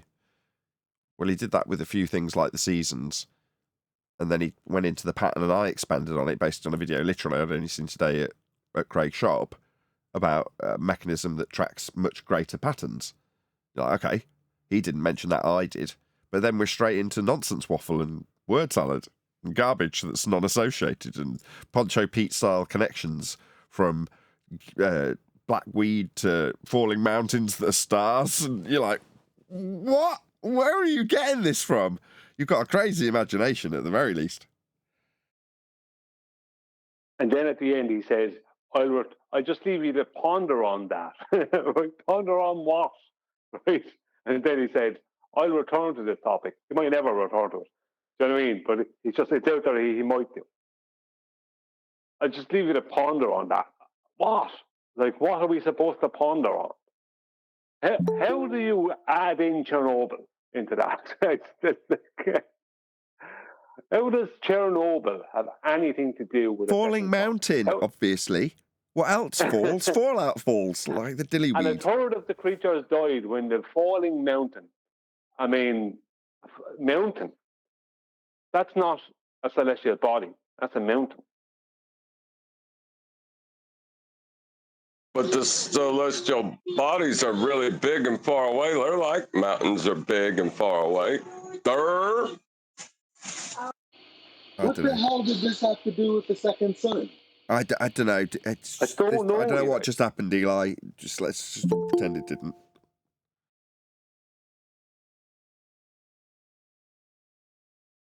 He didn't even show us anything. Look, just imagine. He told you to imagine. Did you not hear him telling you to imagine? Just keep. He said 2 sons. Then he told you to keep that idea in your mind. Did you not do that while he was waffling? Nah. Ah, you missed a step. You should have kept in your mind the idea of two sons the whole time he was babbling, and then it would have worked. The magic would have worked much better.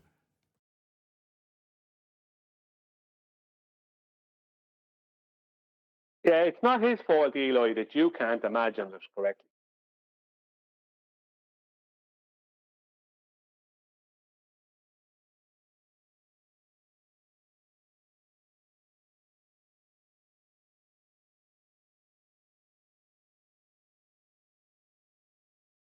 Hey, QE. Hey, Adam.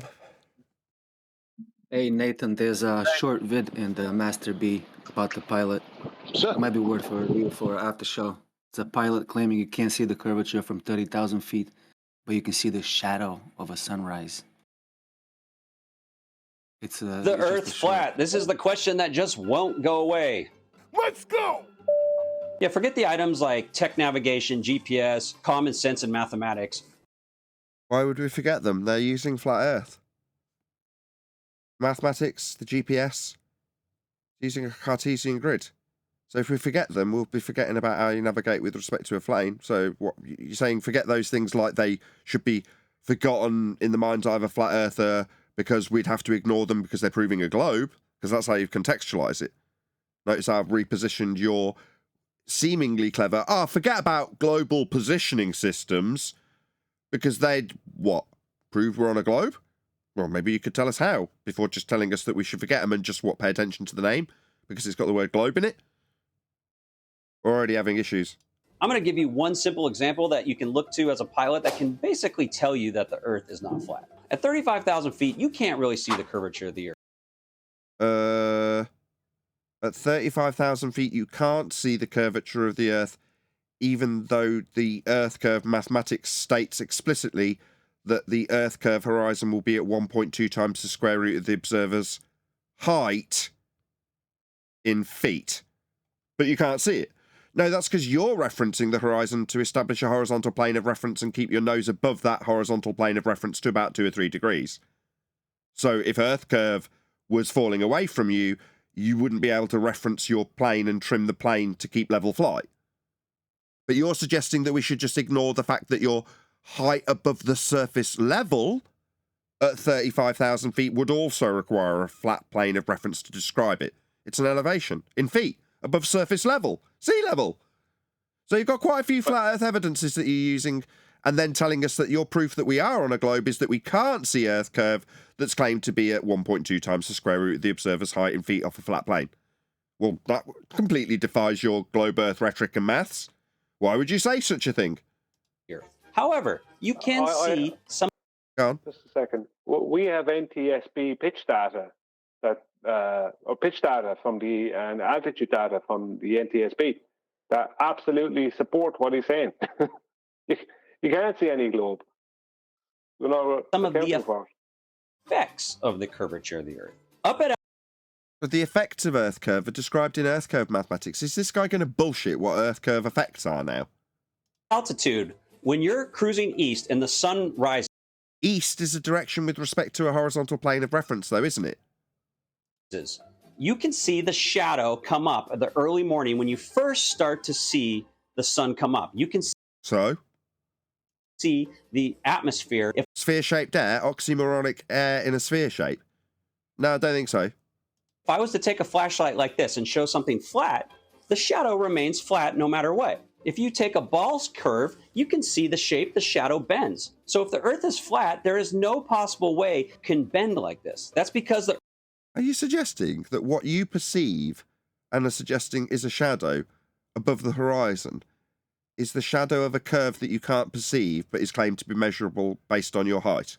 So if you deny that you can see the claimed to be measurable Earth curve at 1.2 times the square root of the observer sighted feet dipping away from you and violating the principle of flight that you're utilising, you'd still have an Earth curve shadow produced from a spherical presuppositional orbital motion that's been derived from flat Earth measurements also. This is a cluster screw. The Earth is curved and that atmosphere... So you're saying this is Earth curve shadow bend, but the Earth that's not curving is the respect to a horizon that you can level your plane with. So we'll use this line as a reference so you can be above it and stay in level flight with respect to a height above sea level at 35,000 feet. But this hazy nonsense is the shadow of the flat line that's curved. This is scraping the bottom of the barrel. I think this is how you introduce a false dilemma, to say that this is impossible on a flat plane, and then to give the description from a flat plane, and then non sequitur away to say it's only possible on a curve. Sphere you're seeing up there is maybe 80, 100,000 feet up in the air, where the curve... Right, where's the curvature when you're supposed to be able to calculate and measure it? When you calculate the difference from eye level and surface level that also are flat. So his argument is Earth curve can be seen in the form of this blue haze that's curved. It's the shadow. Are you shitting me? That's your standard? You've got Earth curve math, stick brain. Curvature is pronounced and where you can see it. Till next time. You can't see it. You've just told you can't see it. You're saying you're seeing the shadow of it. So you can't see it, but if I infer that this made-up garbage that I've produced on the spot with respect to a plane that I'm flying above to maintain level flight with a surface level measurement that's described above sea level, then I can infer that this claim that nobody else is making proves that we've got a spherical surface. What an absolute cluster screw. But you missed it, Nathan. What did I miss? All of that he said doesn't matter, because I've heard this from pilots in the past. I can't see the curve, but I know it's there, blah, blah, blah. Gravity, blah, blah, blah.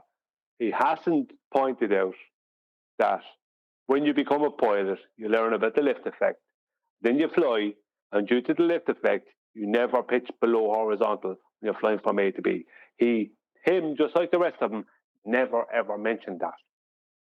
So he threw a lot of rubbish, but didn't mention the thing that destroys all that rubbish. Not one mention of it. Not one mention of what the plane is actually doing. They never mention about what the plane is actually doing. They always talk about how it is curving and gravity and blah, blah, blah. Not about how the plane and what it's actually doing debunks all of that. Did you guys just deal with pilot? Is that what's happened? Yeah. Ah, dang. Did I miss him? Well, if I don't pause it, he might copyright me. So if I just play it all the way through again for your benefit, could someone share the link with him in Discord? Was he up here debating? Or... Yeah. No, we just played a TikTok video or whatever. All right, I get you. Yeah, look, pilots fly with a positive attitude, and you can't fly around the globe without dipping the nose down. It's impossible. So these people are insane. They're literally flying like the Earth is flat and stationary, but they want to. Oh, this dude. Oh, God, sorry. This dude. Oh, okay. I got to send you guys the video. This dude made a reply to one of my videos, and I've got to post my video because it goes over everything he said. It's so dumb. Angels, did you see the presentation on Ballbusters on Saturday? I don't believe I did know. Well, you have to watch that because you're focusing on flight. We produced the pitch data. Right. Oh, really? Yeah. And, sorry? they had the pitch data and it was not dipping down, right? No. Absolutely, yeah, absolutely. It shows we go through all the pitch data, and anyone can have it, and you know, we verified it, where it came from, what it is, everything. All the altitude data is matching in tandem with the pitch data. Showed everything. We went through flight first, 3 different presentations on flight, 3 different sections, I should say, and then that. So I'd like you to watch that and then share it as much as you can on TikTok and X and that, if you're on that, if you wouldn't mind. But I can guarantee you will share it anyway, because there's going to be a lot of stuff in it that is exactly what you're talking about. Yeah, sounds good. Yeah, it was a good Oh, presentation. like, it's years in the making. It took us years to get pitch data. Wolfie avoided getting pitch data for 8 years. Where would I find this? Can someone like DM Ballbusters, it or Quantum link it? Eraser channel. It was Saturday's live stream. Oh, Is it the pitch data you're talking about? The pitch data, there's a links in the live chat for the pitch data. You can go to the NTSB website and get the pitch data. I heard QE. What? Say it again. I was just promoting our Ballbuster show. Oh, okay. If you wanted to, I don't know if you guys already have, but I've got another debate follow-up, like I said, from that old 50-year pilot I debated. And I destroyed him on the attitude indicator after he came back on. If you want to have a look at that, it's pretty good we should because listen to it that. matches We were exactly what... supposed to listen to that the last day. Should throw on that late, Nathan. Hey? Yeah, that's very good. I heard that myself. If you want to post it, I can put it in Angels. I'll post it in Master, yeah? Yeah, do, yeah. Nathan will play it. I won't just... I'm just making a thumbnail at the minute for the live show we've just done. Yeah, but it's Angel's video. You don't have to worry about anything.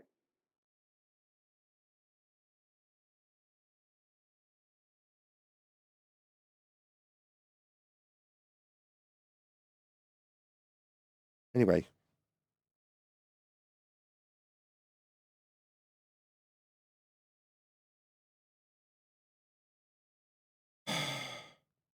It's always good when someone suggests they're going to share a video and it completely kills the conversation.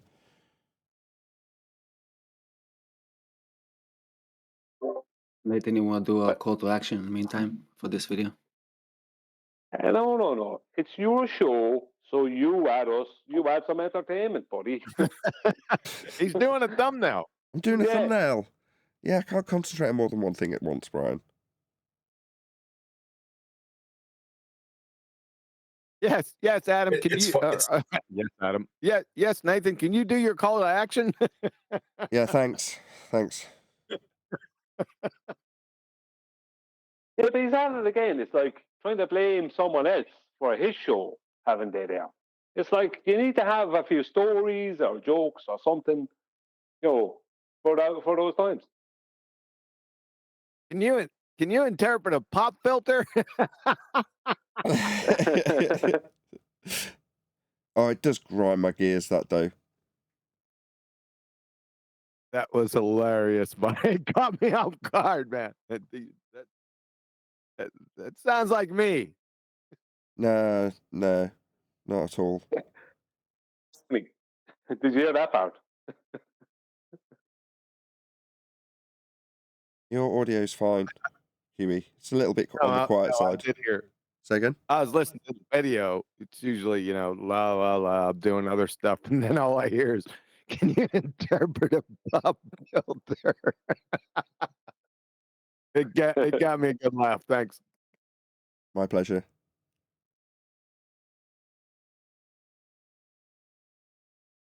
The best part for me was when he said, "Do you know what his name was?" And you went, "Tony." This Gary guy, by the way, that you just posted, because he replied to one of my videos, I DM'd him. I'm like, dude, if you're that confident, you're flying around the globe, add me on TikTok. Here's my channel. And let's debate. I'll bring you up on the live, and we can debate about it. I think he looked at my channel and they're like, all my debates against pilots, and then he's kind of gone quiet now. Well, you should utilize the pitch data, because it just shows. Like, how do you explain that?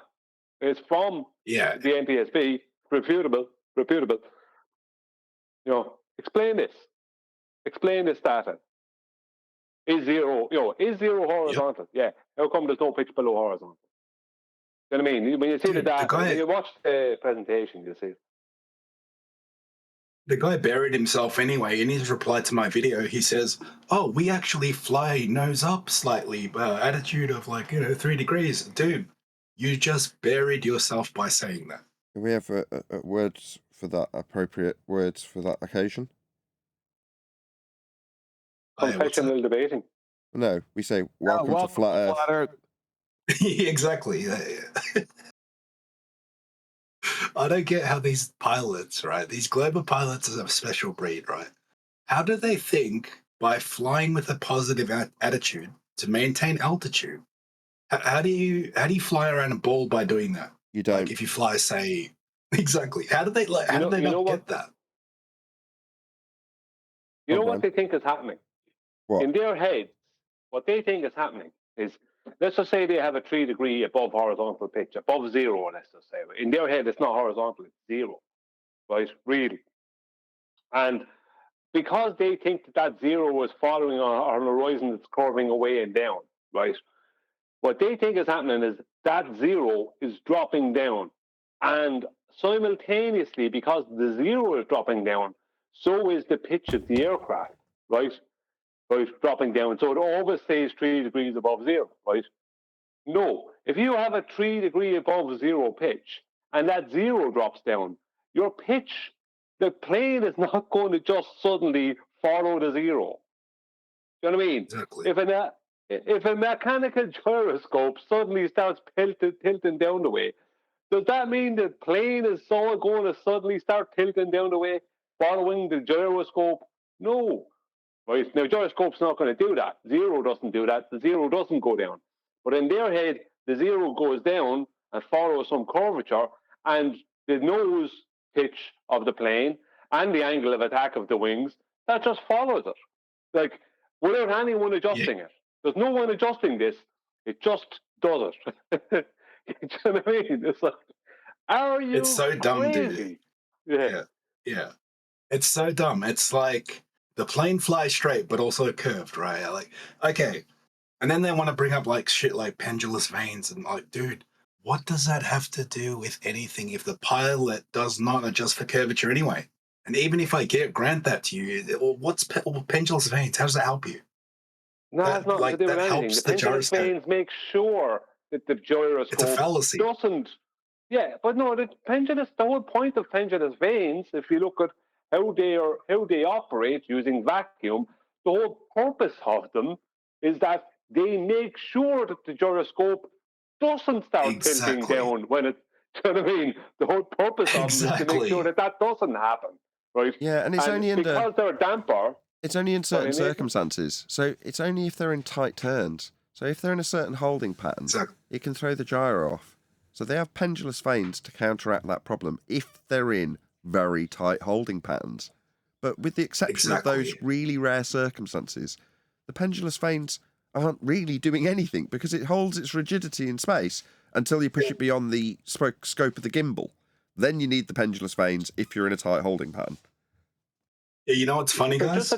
Pendulum, they can't even invoke it anyway because it's got nothing to do with anything like we're saying. Also, pendulous vanes was invented 25 years after the attitude indicator. So yeah, I know. Like, it's just that not all airplanes even have it. Why do they even bring it up? Right. They bring it up because it's a weighted damper, right? And so weight to them equals gravity, a force of gravity, something that was thrown out the window by Albert Einstein almost over 100 years ago, almost 110 years ago, or not, whatever. And they bring it up because they think this is something to do with gravity. So the pendulous vanes move with gravity. So that means that the gyroscope moves with gravity. And that means that because the gyroscope moves with gravity, that the whole plane decides to just follow the gyroscope. It's It's net crazy. force zero. The way they explain it is they say that the 0 point's moving with gravity, and the gyro's referencing the 0 point, which is moving with gravity. Essentially, they're bending horizontal. Yes. Yeah, they're saying, right, they're just saying, like, it's tethering around a ball. But it's like, okay, hang on. Does the gyroscope maintain rigidity in space? You can't have, like, that's an oxymoron. You can't have it both ways. No, you can't. And if it doesn't, that's one more point, just because we mentioned it earlier in the show. If it doesn't maintain rigidity in space, then it's faulty. If it's drifting, then it's got no useful function anymore. Yeah, and if planes just tethered around a ball, technically you don't even install the attitude indicator. Then just fly. It's going to tether around. Well, see, this is the thing about it, right? You'd only need an altimeter at that stage because the plane will just stay. Once you're holding the altitude, the plane will just do its own thing. You know what I mean? Based off of that logic, isn't it? Like the thing about it is if you look at Adam's data, right? The data Adam shows that he got with an accelerometer, he shows that the accelerometers down never changed. So all the downs were all parallel. They weren't changing because if you're flying around a sphere, then the down must change because it's to a center point. So an hour later, you can't have the same down. The down an hour later must be divergent from the down an hour beforehand. But he shows none of that happens, right? It's all parallel downs because that's just reality. You guys aren't. I'm really you sorry guys to aren't interrupt. answering the question. I just need to ask something before you do go back onto this question that's unanswered. I feel like I'm on acid or something. I've got a very heavy cold, so I do feel a bit fuzzy. And I'm writing the title of today's live show, and I just want to check that I haven't just hallucinated what we listened to, because I've called the title of the show Fallout Mountain Sun. Now, after reading it back, I think, did I just hallucinate this and have come up with that title because I'm going nuts, or did that actually have context to the show we just did? Yeah, perfect title. Okay, good. That's perfect. Come on, Kiwi. All right. Yeah, you didn't answer the question. You say, why did they bring up pendulous veins? Number one, I'd like to know who they are. Number two, why did they do it? Well, Red they herring. heard it from some idiot back in 2016, and they're just trying to divert away from an ass whooping. That's why. Yeah, aka a red herring. It's a red herring fallacy. Yeah, it's just a distract. Like it's Yes. Yep. And that idiot is called Woodfy 6020. Just to give you props, because you pointed out, well, they've got the principle of the gyroscope being used before pendulous veins. I just square that circle, they don't. And that reminds me of when they claim that they bounced signals off the moon, but for the fact that there's a reflector there that they took with them on that trip to the moon, wink, wink, they wouldn't be able to do that. What about when they did it before they were there? exactly. They did it before there was refractors even on the moon. What are they talking about, dude? Yeah, they're talking about these. They're morons. They go from topic to topic from what they heard, and each time they move from topic to topic, they forget about the topic that they talked about previously. It's part of their charm. Well, the pendulous veins don't affect ring laser gyros, and there's 3 ring laser gyros on the. Brian's still on it. I have to say, there's 3 ring laser gyros in the inertial navigation system, and the whole purpose of them is to create an inertial plane of reference for the 3 accelerometers, right, to then record, so they can help digitally record the journey. So if they lose their GPS and their radar and everything else, they will have that inertial navigation system that they'll rely on, that will have recorded the journey and will bring them exactly to where they need to go. Right? Angels of Light. Yes, sir. Now you got another answer to your question. Because if they know that there's somebody like Brian around, they'll happily bring it up. What, the pendulous No, veins? they don't tend to bring it up with me much. Yeah, they'll happily bring just it put up. It'll be 30 minutes before they get back on topic again. Yeah, I put a meme up I made right about pendulous veins. It's on main chat. Like, so Look, there you go. They'll hopefully have you there, and then you'll do the same thing too. All right, you global pilots, Angel, listen here. Angel. You fly straight and level over the Earth, and you never take into consideration the curvature of the Earth, and you never account for Earth rotation. You literally fly like the Earth is flat and stationary, yet you're telling me it's a globe. Now, you can cry you fly at a pressure altitude all day long, but the pressure gradient would wrap around the globe, so you'd still have to account for it. So, look at the plane here, right? And now we're going to fly all the way to the equator over here. The plane's nose, relative to where it was before, is dipped down, just as Bob the science guy is going to demonstrate. Right, so Right, yeah, you definitely need to watch our most recent Globebusters show. yeah, I've got it on. Yeah, it's 2 hours. Whatever. I'm gonna watch it. Yeah. Can anyone timestamp exactly where, or maybe where the part is? When it about starts the presentation, you'll know. Just going forward, and you'll know. You'll see it on the screen when the presentation is down.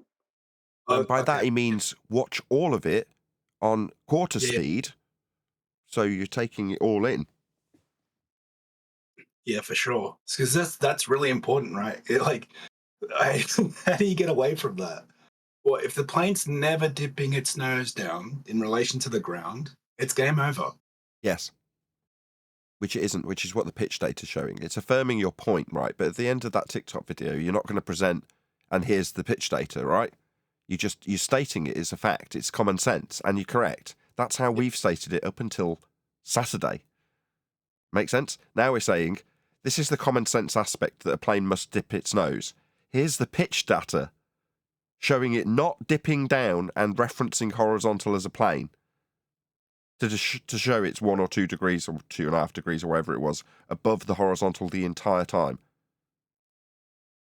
Yeah, but the reason they don't is not just because the Earth is a flat plane. It's because the lift effect makes it impossible for them to fly any other way. It's impossible. You can't dip the nose down because you'll start losing lift. You fall out of the sky. That's why. The reason why you fly with the nose up and level over the Earth is because the Earth is level, you morons. Yeah. Not you guys, the pilots. But the pilot from the clip that we just played on TikTok, he's justifying why we wouldn't see curve, because in his mind, rather than suggesting that curve's measurable based on Earth curve mathematics, he's saying, let's start this premise by saying there isn't any.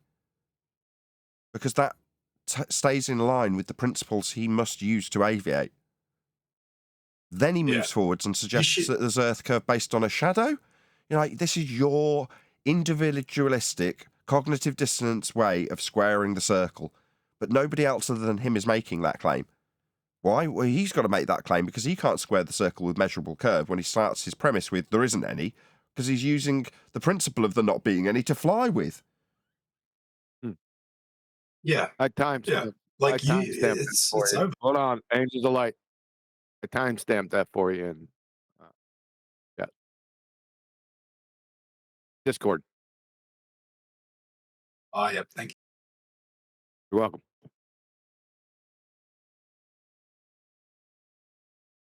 Well, you'll just miss Nathan co-hosting the shit out of the show, and that's when it starts right there at the timestamp.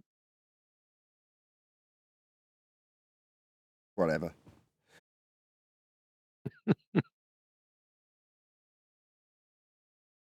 By the way, right? This pilot, the one. Sorry. Oh, good. This pilot that you're mentioning, this freaking what's his name, bomb gun, whatever.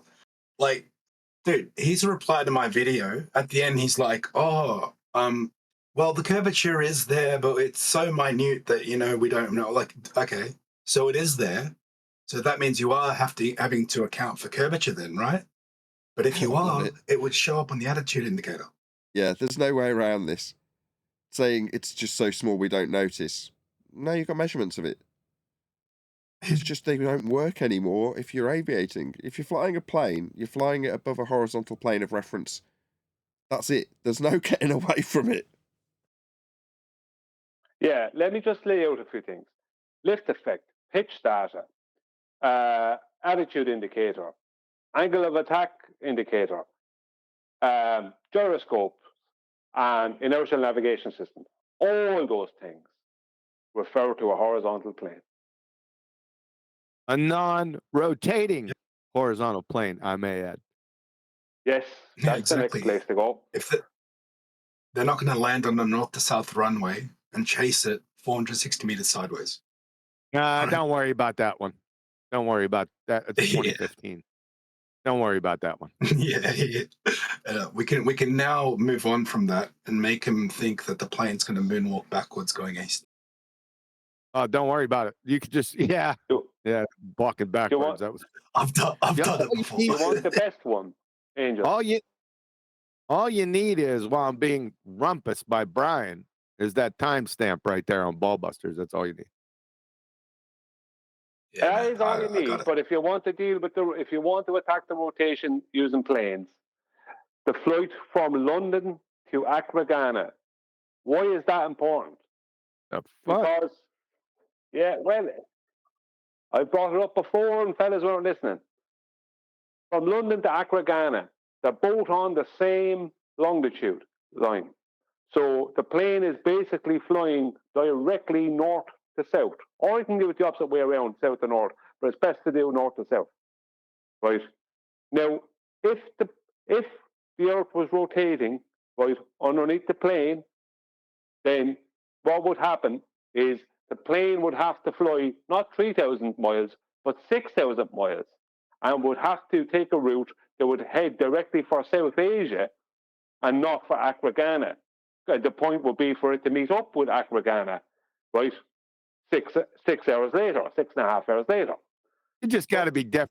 You just got to be different, right? Oh, no, this is important. Why don't you just give him North you're not letting me finish. You didn't allow me to get to the most important part. Give him North Kakalaki to Los Angeles and be done with it. No, because you're missing this. You didn't let me get to it. Because within their paradigm, right, there is no claimed, this nonsense I want to argue about when it comes to conservation of momentum. That's only east to west and west to east. It's not north, south, south, north within their paradigm. They can't claim it north to south and south to north. So that means when the plane is leaving London and flying to Accra, Ghana, there can't be any acclaimed conservation of momentum. They can't even red herring away from the problems they have with that argument in that situation, because what's happening is as the plane is flying from London to Accra, Ghana, all the longitude lines, the latitude lines it's flying over, are all getting bigger and bigger. They're becoming bigger and bigger circles, and they are moving. That means that the globe is moving at a faster and faster rate, because the claim of conservation of momentum is only east to west and west to east in the paradigm, not north to south, south to north. That means that the globe has to be rotating underneath the airplane. But yes, the plane only flies 3,000 miles over a stationary plane. See my videos on it. It's just quick, Quantum, this video you sent me, what is that? Is that the sun? Moon? The moon and the stars. In 15 seconds, you can destroy the entire heliocentric Baltard spinning space monkey religion. 15 seconds. Yeah. Oh, by the way, guys, just on a quick separate note, I've taken a time lapse of the sun and it changed size 23%. So welcome to oh, we already knew that back in 2016. You're like been freeze dried or doing hard time, man. It's pretty cool though. Yeah, kind of Johnny come lately. You know what's funny is because like you guys have done this for so long, I'm having the most fun now as you guys did back then. I can guarantee. It's kind of refreshing in a sense. It's irritating, but it's refreshing. I don't know. Back at the start, it wasn't necessarily fun trying to figure this stuff out. So I don't know. My desire for the channel is to forego that process that I've spent 10 years doing for people who watch. But don't get me wrong, I appreciate you going through your own journey of discovery, but I like the fact that someone could come to this channel and watch and go, oh yeah, I got it, yeah, Earth's flat, and then get on with their day, as opposed to feel the need to go into debates with people. And I've said this loads of times, but if you were to go into debates, obviously I'd expect you to study closely everything that we cover, so that you could undo the opponent's argument if you enter into debate with somebody. You should know their argument as well as your own, back to front and inside out. And that takes huge amounts of time that won't necessarily benefit you beyond the, well, now I know that we've been lied to, I know the nature of Earth and how it's measured, I can just get on with my day. You know, you don't have to worry about arguing with next man about it. But that wasn't available 10 years ago, I can tell you that for nothing. Nathan's referring to himself because he was a believer, a flat earth believer back then. Yeah, you'd have to say that in a derogatory way, it's true. I know you're trying to demean me for it, but I'm happy to self-confess. No, if I was trying to demean you, I'd really put effort in. Oh, I see. You know these... Sorry.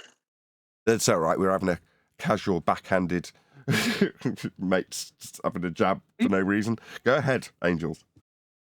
No, I was going to say... No, No, hold on. Brian was backsliding you. He's doing the moonwalk. Say again? Doing the moonwalk? No, he was backsliding you. Yeah, that's what the moonwalk's called. The dance move that Michael Jackson called the moonwalk is called the backslide. Nobody's listening. Nobody cares. This highly important dance information is just not going to make it to air. It's like it's not even important. I thought it was called the moonwalk. It's called the backslide. No, it's not. Yes, it is. It's a dance move that he called the moonwalk, but it is not called the moonwalk and existed before Michael Jackson did it. I absolutely assure you, it's called the backslide. Prove it. Fine, I'll dig out a video of James Brown doing the backslide before Michael Jackson. Did he call it that? It's called that. It wouldn't matter what he called it. Call it the bloody sun slide for all I care. It doesn't matter what you call it. It's a dance move. It's just a dance move. That's what their whole argument is pinning on. I understand. I saw James. I seen James Brown do it back in the day. I got you. But but the important point is not who did it before Michael Jackson. It's what they called it. That's your whole point. Yeah, they certainly didn't call it the moonwalk. It doesn't matter who did it.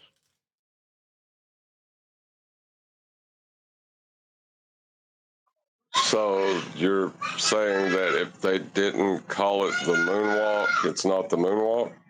Or what? I don't get it.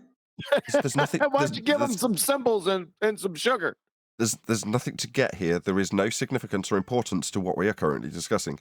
It's just QE happened to say that Brian was backsliding, and I said, oh, he's doing the moonwalk, and that's now descended into, are you sure it was previously called the backslide? Yes, I am. The fact that you actually refer to it as the moonwalk tells us that you know it's the moonwalk. Yeah, not the backslide. No, Michael Jackson called it the moonwalk. Here we go again. Y'all are doing some numpty stuff right now. Hey, I got a question too. Where's chocolate? Yeah, I haven't heard it. I was only thinking that myself recently. It's like he hasn't been around for a while. I'll call him, see if he answers. You know what? Let me call him now. Oh, Don't you have some sort of black person telepathy or something? Can't you just hum and he hears you? I have his phone number. How racist. Oh, is that how you guys do it? I always wondered. Hey guys, do you do the old, I call it the cylindrical Earth argument? You ask them, like, how high to see the curve? And they give you a number that's really high. And then you say, oh, okay, but boats go over the curve at sea level, right? So you can see the curvature at sea level. Do you guys do that one? Yeah, there is an argument. There is an answer to that, though, right? In the advanced section of the Earth curve maths, the left to right x-axis, I think it is Earth curvature that you're talking about that you don't see. So yeah, this is where I'm confused, right? Because I've heard people say on a globe you'd have to be like really, really high up to even see the left to right curvature. I don't know if that's true. They don't say it that way, though, do they? Like the pilot, they just say you can't see it at 35,000 feet. Tyson's also made the same claim. You can't see it at 226 miles or wherever the ISS is, according to Paul Larson, planetarium director. Yeah, it just stands in direct contrast to their Earth curve mathematics, but you're trying to square that circle by saying, well, the mathematics would infer a cylinder, right? Is that what you're suggesting? Yeah, look, because if they're going to claim they can't see this alleged Earth curvature, and then the horizon from 120,000 feet's flat, and then I tell them, because I do this argument, and I go, look at this, this is from 120,000 feet. If a boat was going over this line, is it going over a curve? And they say yes. Yeah, you're gone wrong. This is completely wrong. I tried to gain a minute off. The horizon is not Earth curve. End of story. So you don't need to worry about whether what's the horizon here. As soon as you start talking about the horizon being Earth curve and whether how high you have to go to see it or any of that other stuff. I know you're talking about the XY plane and how on the x-axis, how come we can't see the curve, blah, blah, blah, if there's curve on the Y, blah, blah, blah. But it's all nonsense.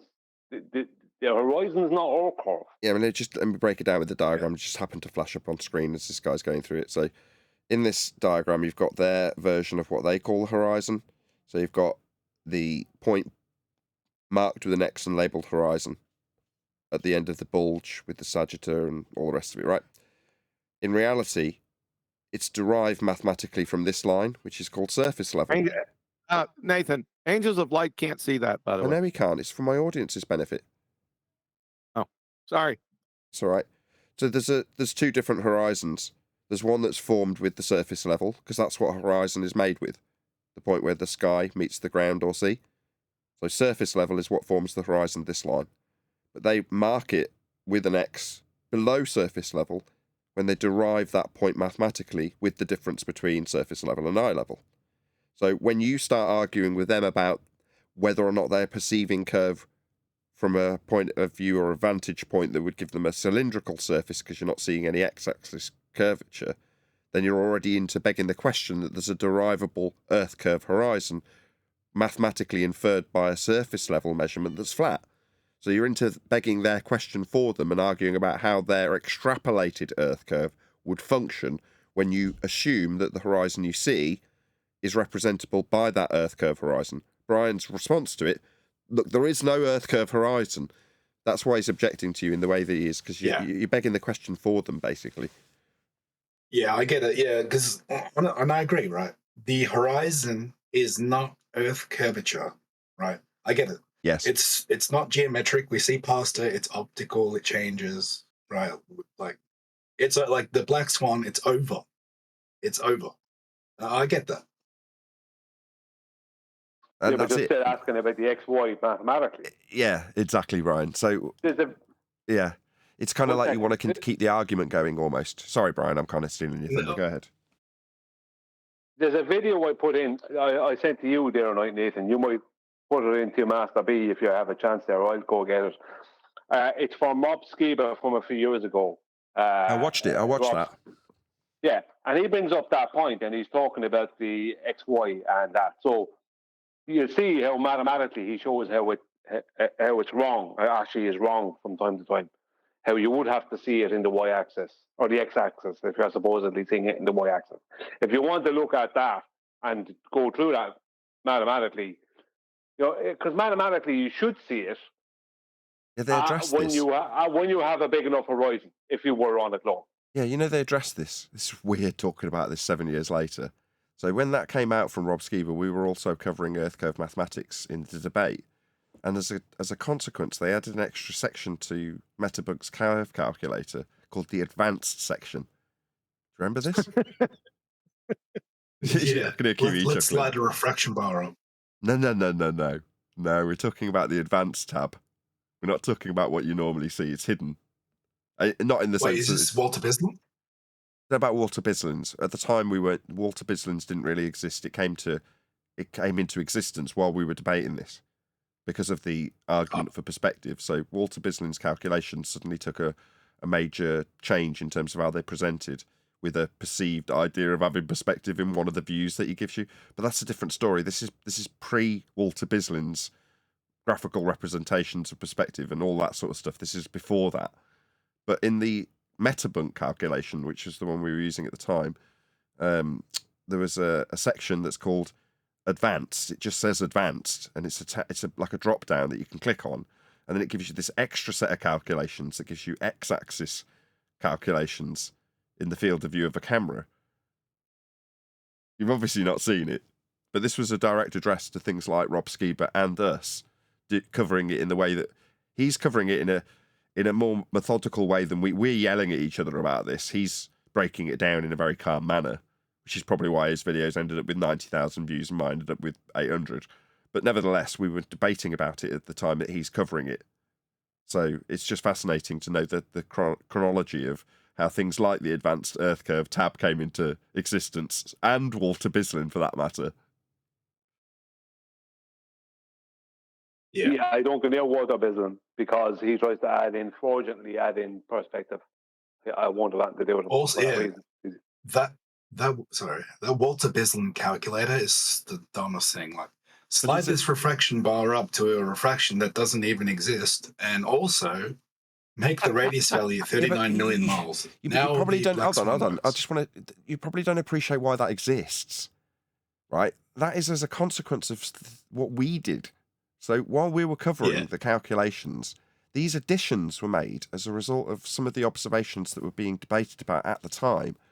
So while we're pointing out, at the time, Anthony's at the stage where he's saying things to the effect of, if you did include perspective, there'd be a double dip. There'd be the calculable Earth curve and the perspective view based on angular limitations. You'd have both. So you'd have to calculate in both. So this is the stage we're at in the debate when we're just getting to the stage that we realise that Earth curve itself is a hijacking of perspective. We're just on the cusp of realising that. And then Walter Bislin introduces this perspective view to his calculations, as Brian calls it, a fraudulent view, because it's not doing it in mathematical terms. It's literally just a view in the in the calculator, like a 3D rendering. It's just complete garbage. It doesn't have any angular resolution to represent, but he's put it in anyway. But the point is that those are as a direct consequence of us covering the subject at the time. You know, and we would at the time describing it as like what I called at the time the heliocentric smear of bullshit, like a crack in the pavement that you need to fill in. And the filler was things like Walter Bislin and the advanced tab in the Earth curve maths from Metabunk. Didn't Metabunk put a statement after the Black Swan came out? Didn't they put a statement in that you shouldn't really take a closer look at these things that are over water? Yes, yeah, that was like a disclaimer, like they put an asterisk underneath the calculations that were saying it wasn't accurate over water. Like, where the friggin' hell else are you supposed to take these observations to fraudulently claim that we're seeing a side view of our own head when we take a camera view with optics? You know, how can you even make a claim that this is even functional if you've got this as the disclaimer? But it was there as a result of the Black Swan and nothing else. You know, that's why it was there. Have they taken out surface level or eye level yet from the calculation? No, they're fundamental, aren't they? You can't take them out. That's the point.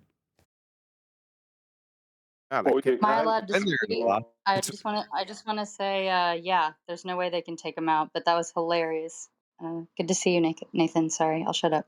No, you're absolutely right. It's fundamental. If you're going to describe your height above sea level, if your calculation is based on 1.2 times the observer's height in feet, then you need the surface level to derive that with. It's the starting point. Yeah, everything's still in Metabunk. I just pulled it up after years and years and years. It has in red, note, not accurate for observations over water very close to the horizon, unless the temperature and vertical temperature gradient are accurate. Wow. Yeah, but they can't you made a good point, QE, that I've been using now.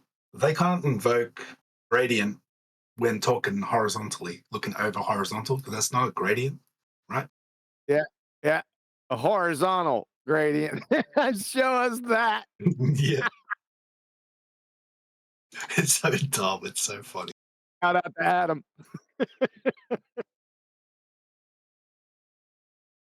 Dude, I had a debate with someone on TikTok the other day. I'm like, you know, the gradient you're referring to that's bending light, that's vertical, right? It gets less as the higher up you go in altitude. He's like, yeah. Okay, I go to him, well, we're looking horizontal. So that's the same density, right? He was like, he's like, never heard that argument before. Even in their fairy tale refraction, they don't even know what refraction is. That definitely doesn't have anything to do with their fairy tale atmosphere. Even been then, using that if you go down, if you keep on going down the trail, like Brian likes to do, then you all of a sudden come to the horizontal gradients. Yeah. So not only Like can they not Bohemian. invoke refraction, they can't invoke a gradient. Most of their refraction, if refraction actually existed in their paradigm, in their fairy tale shroom-induced paradigm, most of the refraction would be like when you're looking up at an airplane, like at a 45-degree angle. That's when most of the refraction should take place because of the vertical gradient. Yeah. Yeah. Or looking down at that 45, right? Because you're going through their quote unquote, I hate using that, finger sticks gradients, because then you actually have some gradients, right? Yeah, exactly. But You're you don't looking see it through there. a gradient by looking vertical. Yeah, but whistling past the fact that you need, for Snell's law to apply at all, you'd need two different mediums. Yeah, No, we you said, need a globe to exist for any of this nonsense. we said save for that, Nathan. Oh, did you? I didn't catch that. Sorry. Yeah. But we're going to give them vertical. They can have vertical. No, they can't have vertical. No, so like, yeah, I've been bringing that up too, right? Because I learned that off QE. Like, so the reason the light bends, if I'm not mistaken, is because it's going through the boundary of two mediums and the speed of light changes. That's what bends it, either up or down, right? Oh, somebody watched the video. Well, actually, yeah, and I read the just the thing on the definition, right? Like it makes it's easy. It's so like it's simple. Yep. I don't get how these globers don't know these things. I don't get why I have to point to a. Well, they've gotten trained for decades in the educational system and otherwise all the other propaganda that oxymorons, one word then the next word just being completely, nonsensical, that it's like it's a natural sentence for them. So for them it's absolutely not, you don't even question it. So it's like, what Nathan was saying, it's a fundamental. So it's like, no, you cannot question that. It does not have to make sense. That's the definition, even if it's paradoxical. Yeah, So yeah, exactly. It's like it's hilarious when you get into a fight with them, and then they'll just throw their hands up. Grown ass people throw their hands up and either call you a racist or just cry and then run away, and you're like, oh, okay, all right, there's that. So yeah, gyroscope maintains rigid in space. No, it doesn't when wrapping around a ball.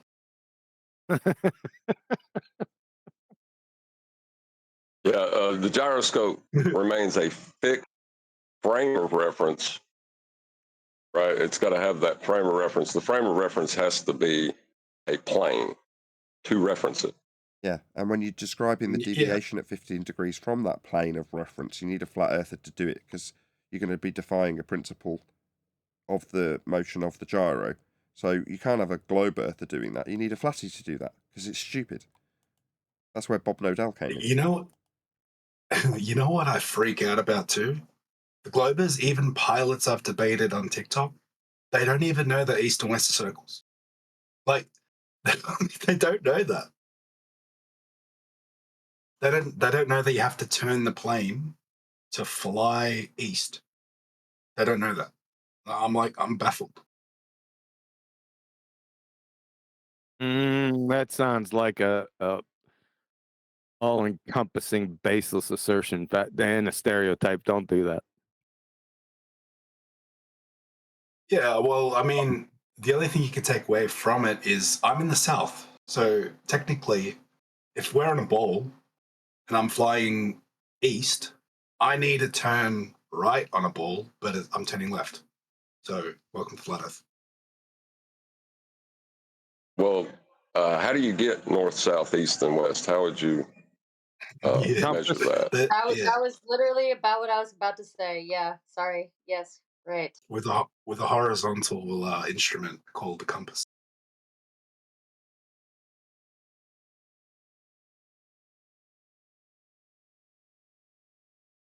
It sounds like all roads lead to flat Earth, doesn't it? Yeah. I'd much rather hear that as a statement slogan, Kiwi, than "Welcome to Flat Earth." It's gotten played out, and bad people use it. It's actually my book title. Wait, and we welcome to Flat Earth. Welcome to Flat Earth. No, all roads and lead. we started Welcome to Flat Earth also. So No, they're all both roads ours. lead to a flat Earth is the book title. Oh, okay. I was gonna say I was gonna laugh so hard. I thought this Welcome to Flat Earth. It's not a bad title. You can put it as like a subtitle. I'm glad I came up with it. Maybe after every flat smack in the book, you put Welcome to Flat Earth at the end. You ain't gonna let me get away with that, are you? No, that's fine. The book was called Housekeeping, and then the title changed. I did not. But I can't remember who gets credit for it. Talking to you. Always rumpusing me. I did not come up with that phrase, by the way. But technically, you were co-hosting him, Kiwi. I was listening. Oh, God. Did I do a good job? Very good. Yeah, especially afterwards when you accused him of doing it to you. That was perfect. It was also a red herring away from the fact that you had claimed to do something that you didn't do. Yeah, it was a Does cluster he screw. backslide me? Anyway, just on a side. One more time. Did you said you were snorting psilocybin?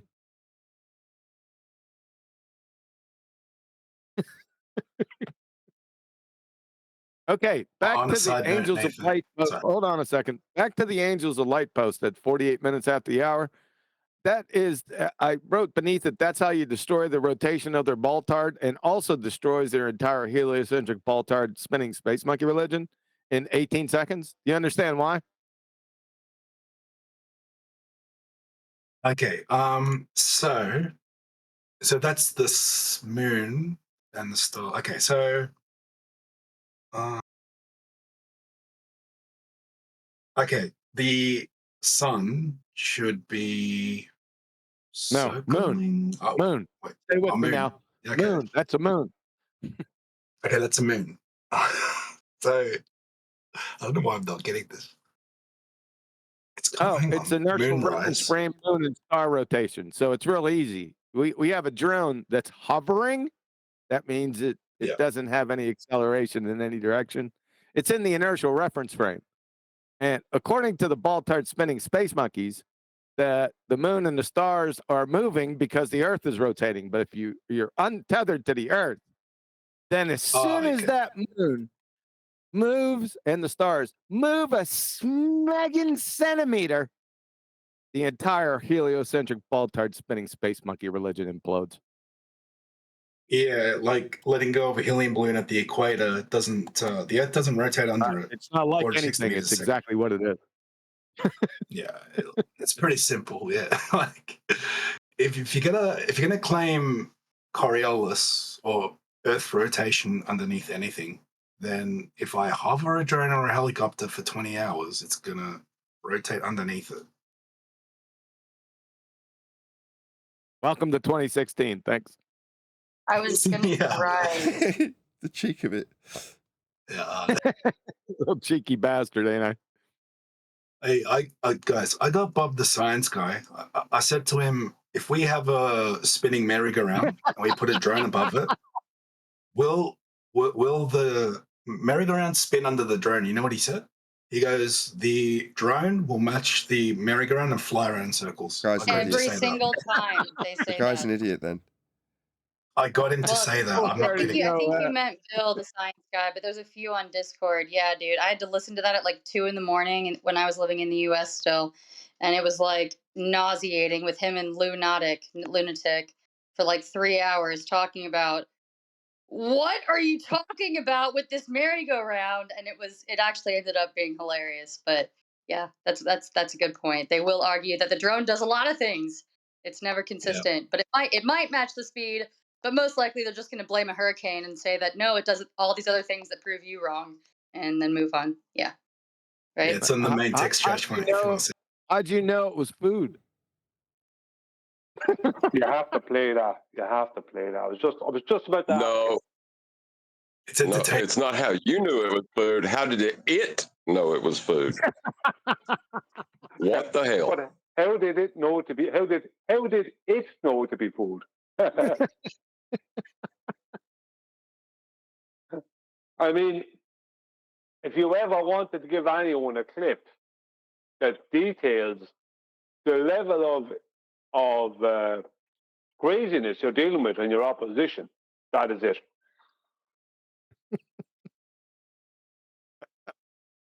Oh, I got loads more, but we're gonna be going through them on QE Live. Might do it tomorrow. Cool. We're gonna take a trip down memory lane to I missed you. I missed you, Quantum. Whoever you are, me and Turquoise both. Of course. Who wouldn't? From the UK. Who wouldn't? I hope. Right. Well, classic, right? Yeah. So, yeah. And you said you don't live in the US anymore. What country you live in now? Hell no. Oh, where did you go to? Hell no. Is that a country? No, I moved to the UK. Did you? I mean, UK? obviously the government's been tethered for the entire duration of the US as a nation. So that aside, I love the food quality over here.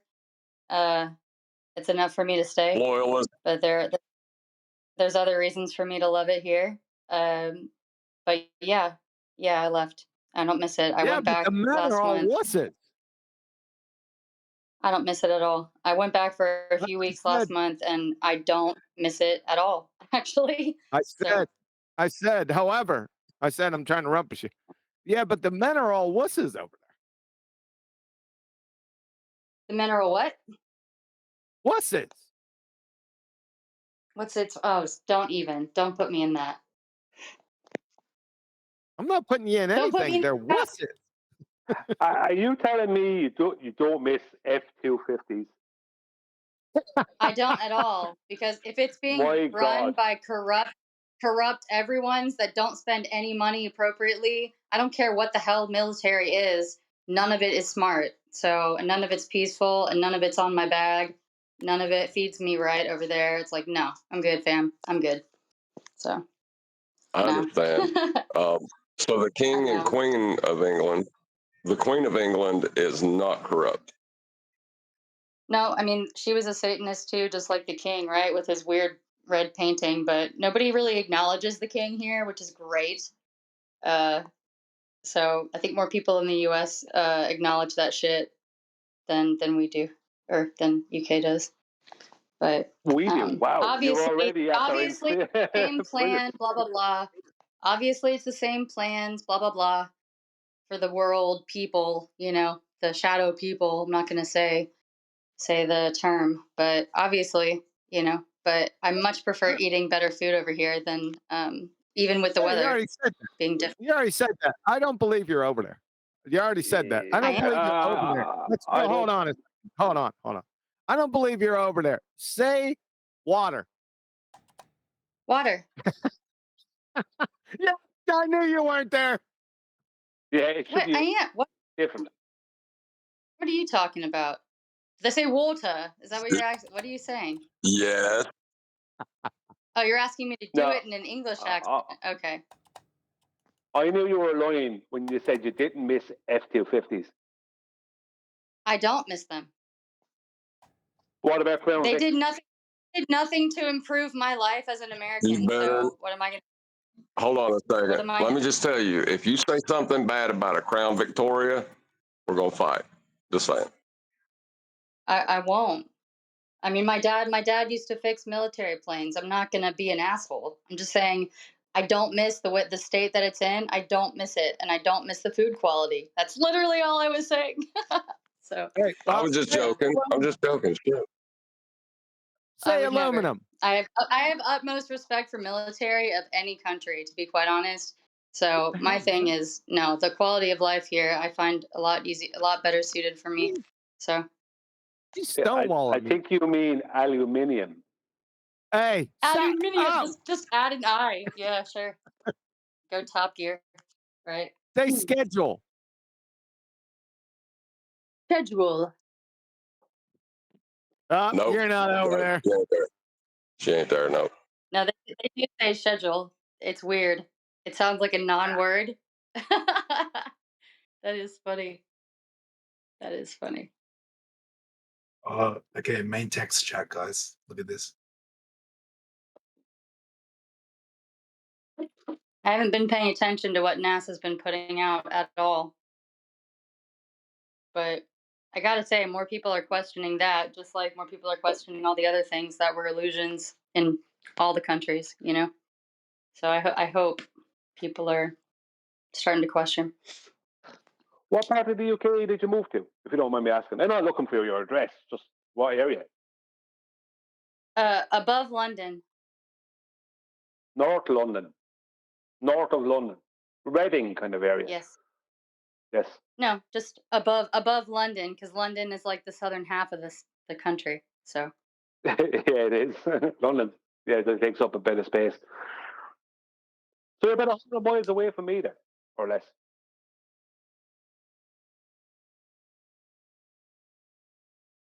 yeah, I like being able to buy Irish butter that's grass-fed butter, and it's way more expensive in the States. And I spend like 25% of what my mom pays for a stick of butter over there for the same brand. And I'm like, oh man, Kerrygold, is it?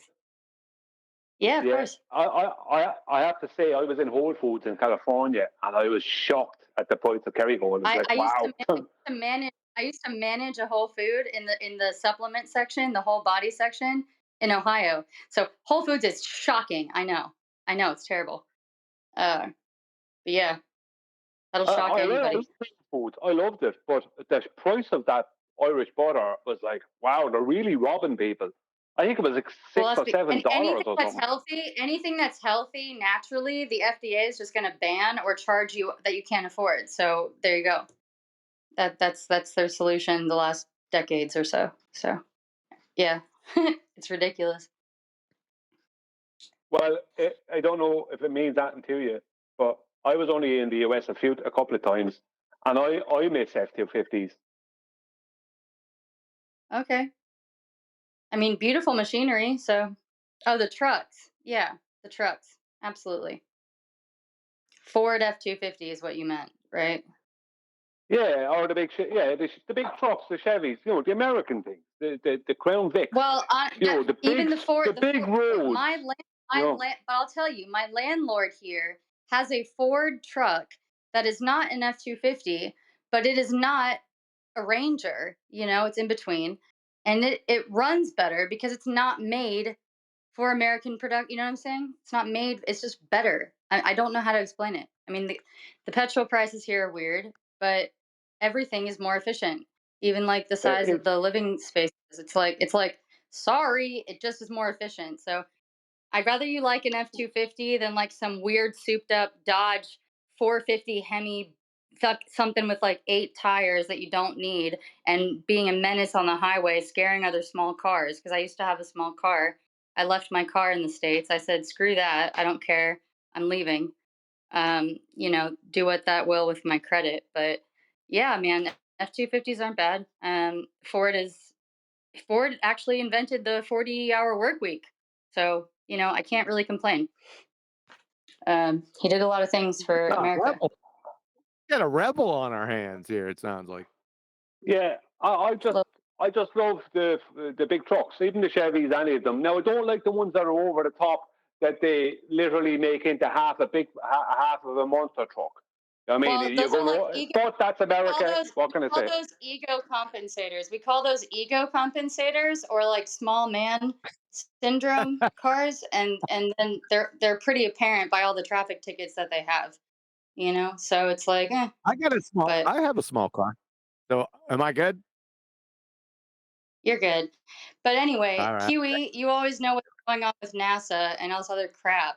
But I feel like there is an awakening happening on like a multitude of levels, including the shape and scope of the Earth happening. That was like my point. I'm enjoying it from the UK. That was my point. I'll shut up. I'm sorry. The only way to I'm recreate asking you a load of questions that shouldn't be asking you. I'm just kind of messing around here. the only way to recreate a vacuum is with a container.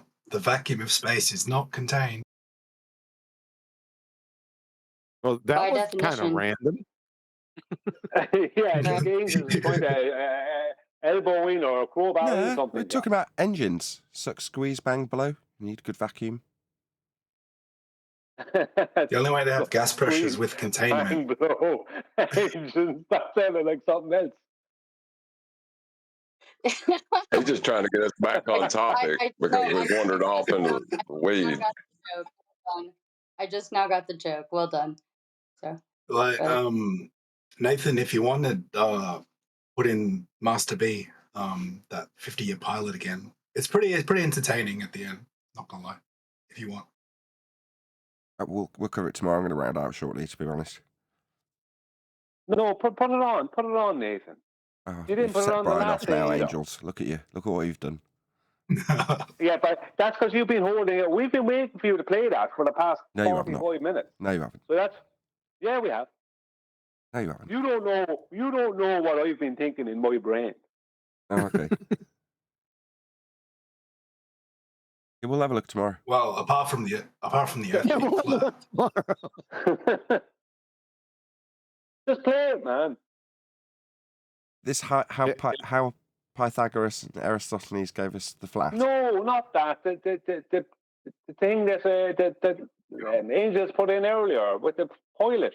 We covered it earlier. The 50-year pilot or whatever. We covered it earlier. We didn't play that. That wasn't that. That was a different clip from a different pilot. We didn't play this. Okay. I can give it to you again if you want. Something to look forward to. Something to look forward to. No, we don't. We shouldn't have to look forward to it. It should just be happening now. Yeah, I'm gonna have to teach you about delayed gratification, I think. This video or this because Angels put that in, I think 2 other different times, and you didn't play it. Yeah, it's a good one.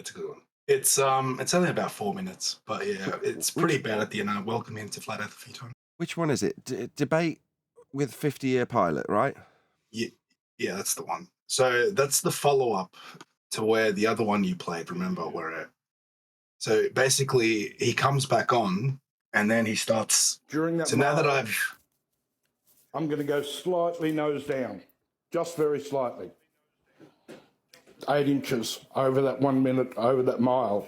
At that point, my plane is now pointing maybe 1/4 of a degree nose down to what it was when it started.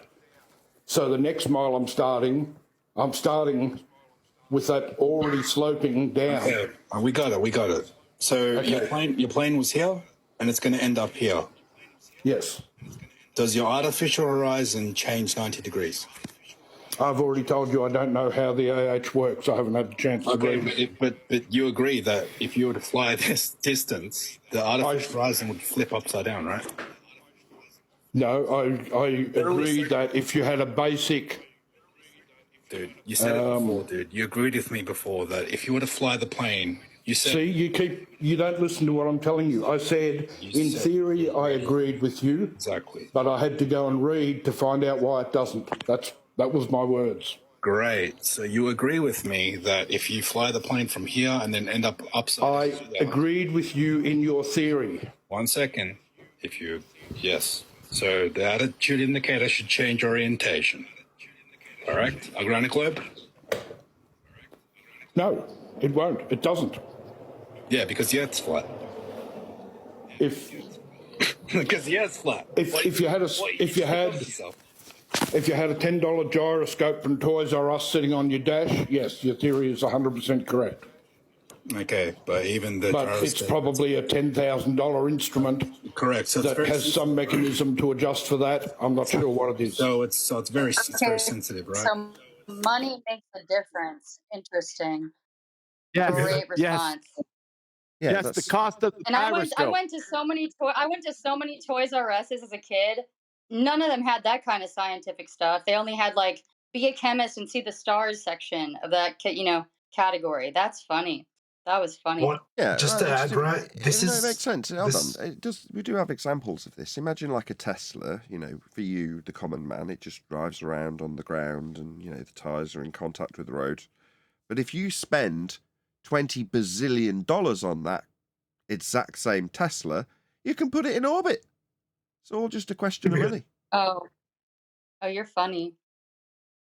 So just to add, right, real quick. So that pilot beforehand admitted to me he never takes into consideration the curvature of the Earth. Like he said, no, we never have to adjust. Now he's saying, yes, we always adjust. After I showed him that he absolutely would have to adjust on a globe. What he said was, there's some sort of method. I respect the fact that you actually recorded that. I respect the fact that you actually recorded that, because I've talked to so many pilots over the last 5 or so years, and I've been like, enjoy the flat Earth. They're like, thanks, you too, man. Like every single time.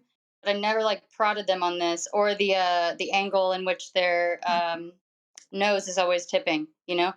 But I should have. So you kind of inspired me there for my next trip back to the US. Thanks for that. So what he's saying is, literally, yes, we do. He's saying we do have a mechanism in the very expensive gyro that will account for the fact that we're not accounting for curvature.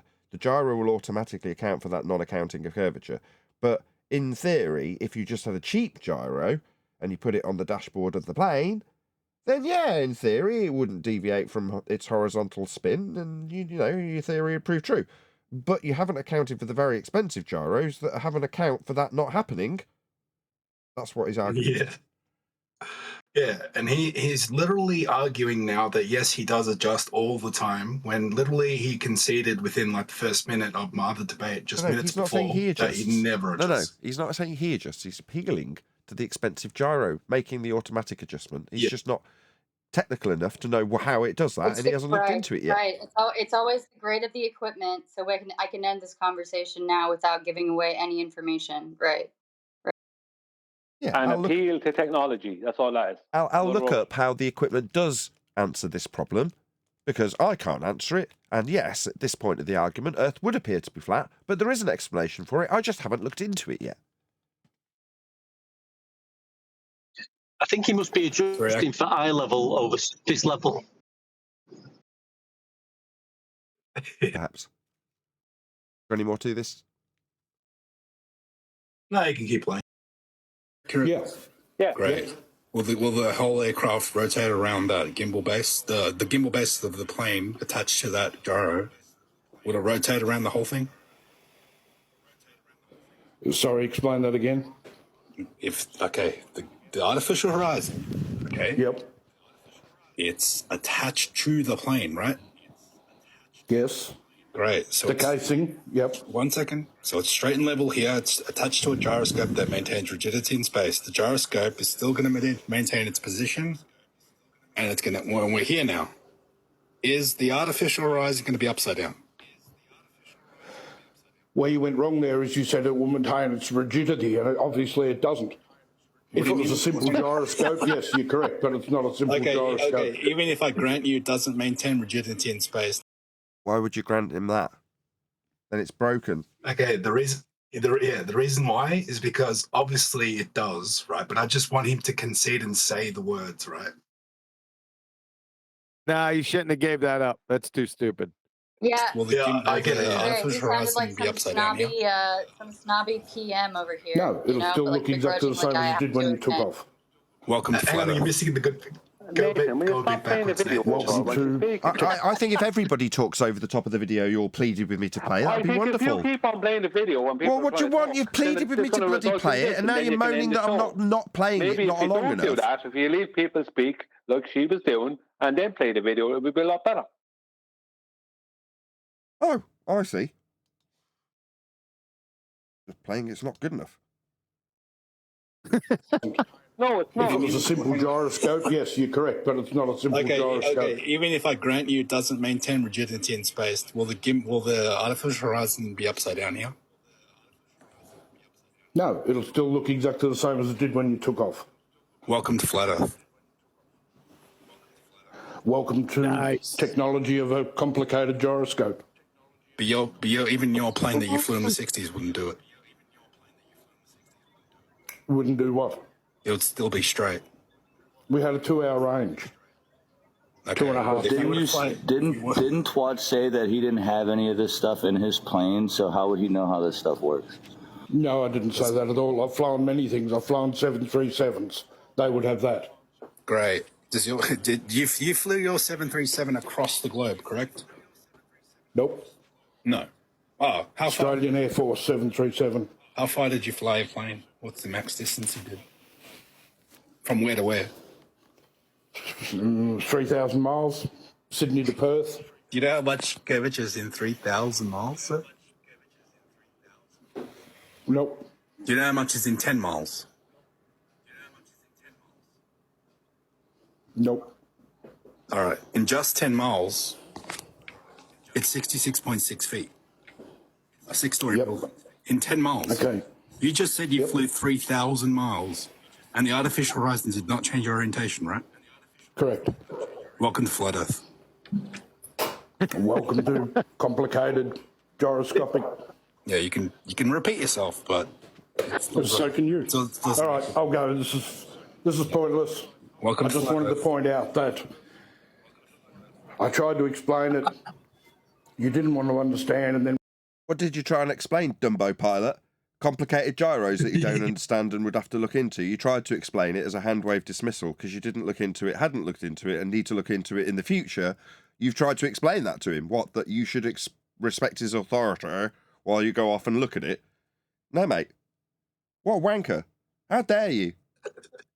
Well, he tried to explain to him that gyros do not hold their plane of reference.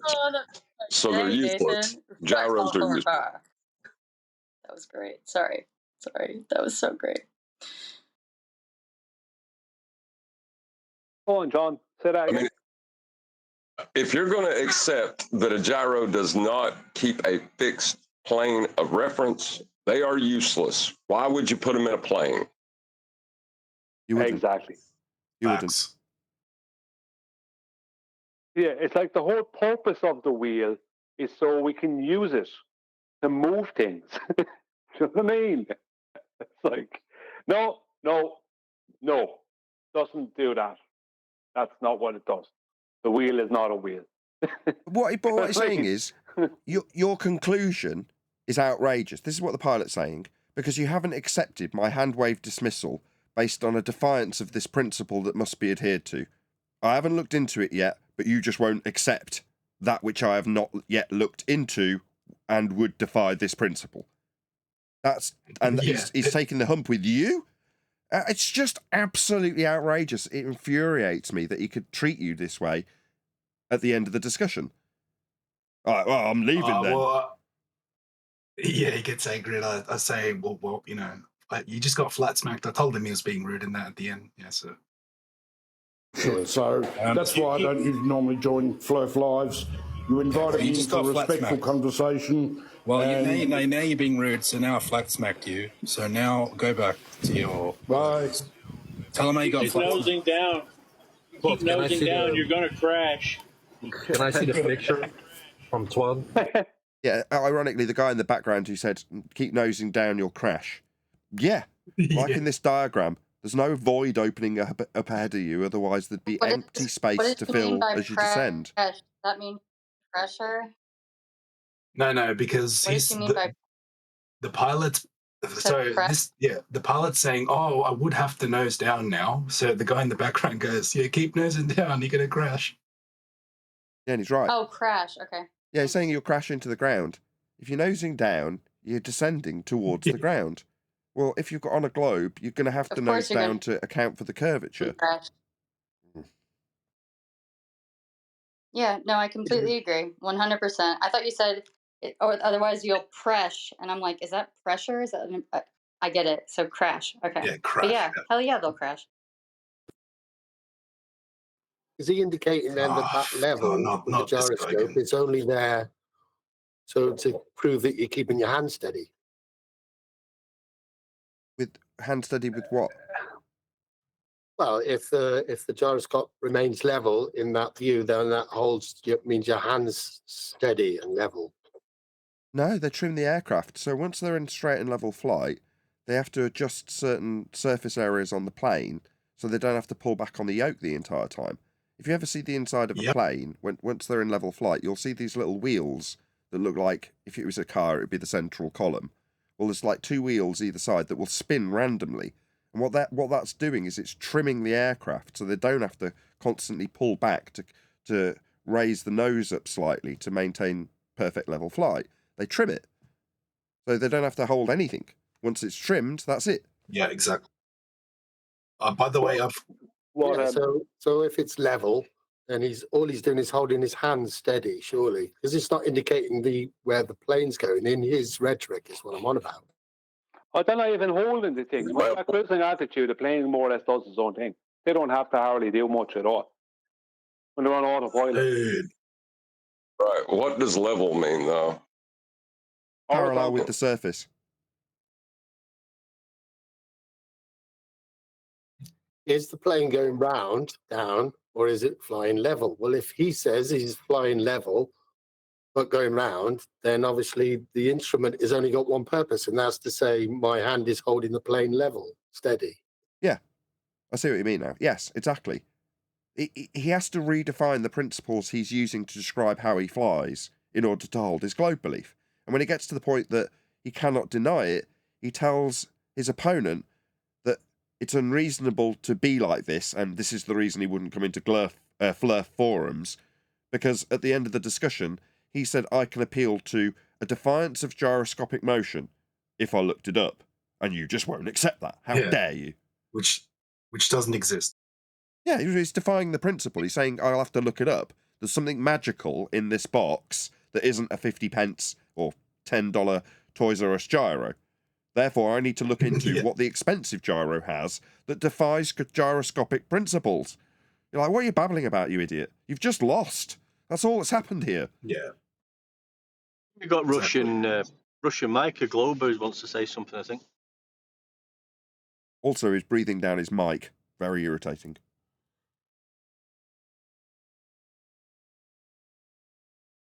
Well, you were like 600 times. He's just sat off mute, breathing down his mic while he's listening to you.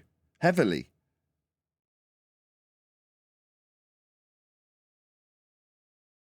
Oh. The pilot guy we were just listening to is constantly breathing down his mic with his mic wide open. So all you can hear is while Angels is talking. You know, some of us are asthmatic. It's okay, but that was funny. I get it. Some of us are asthmatic. Right. Well, in his defense, he was probably hyperventilating once he had to disclaim gyroscopic motion. So I'll let it play out. You're breaking up, Sydney. Yeah. More efficient. So, Russian Mike.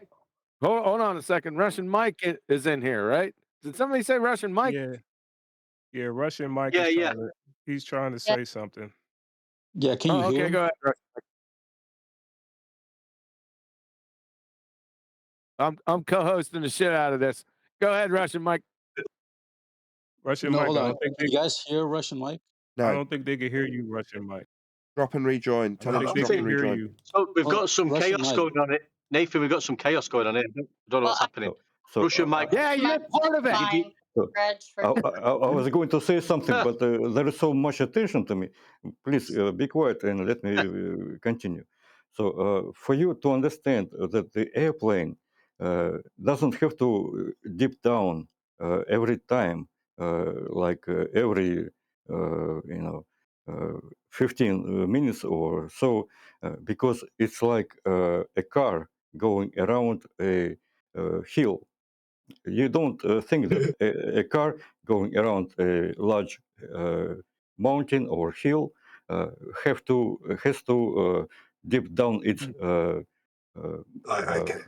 Okay. You get it. Okay. Yeah, I get it. 1 second. Can you just define rigidity in space, please? Rigidity in space. What does do you know what that is? Okay, yeah. I don't. Okay. Why are you talking about planes if you don't know what that is? I'm talking about airplanes. You're going to teach us how the airplane works. He isn't, though. He's talking about You don't know what cars. that is. Cars have got a I have ground been to be talking attached about to. airplane and the physical principle.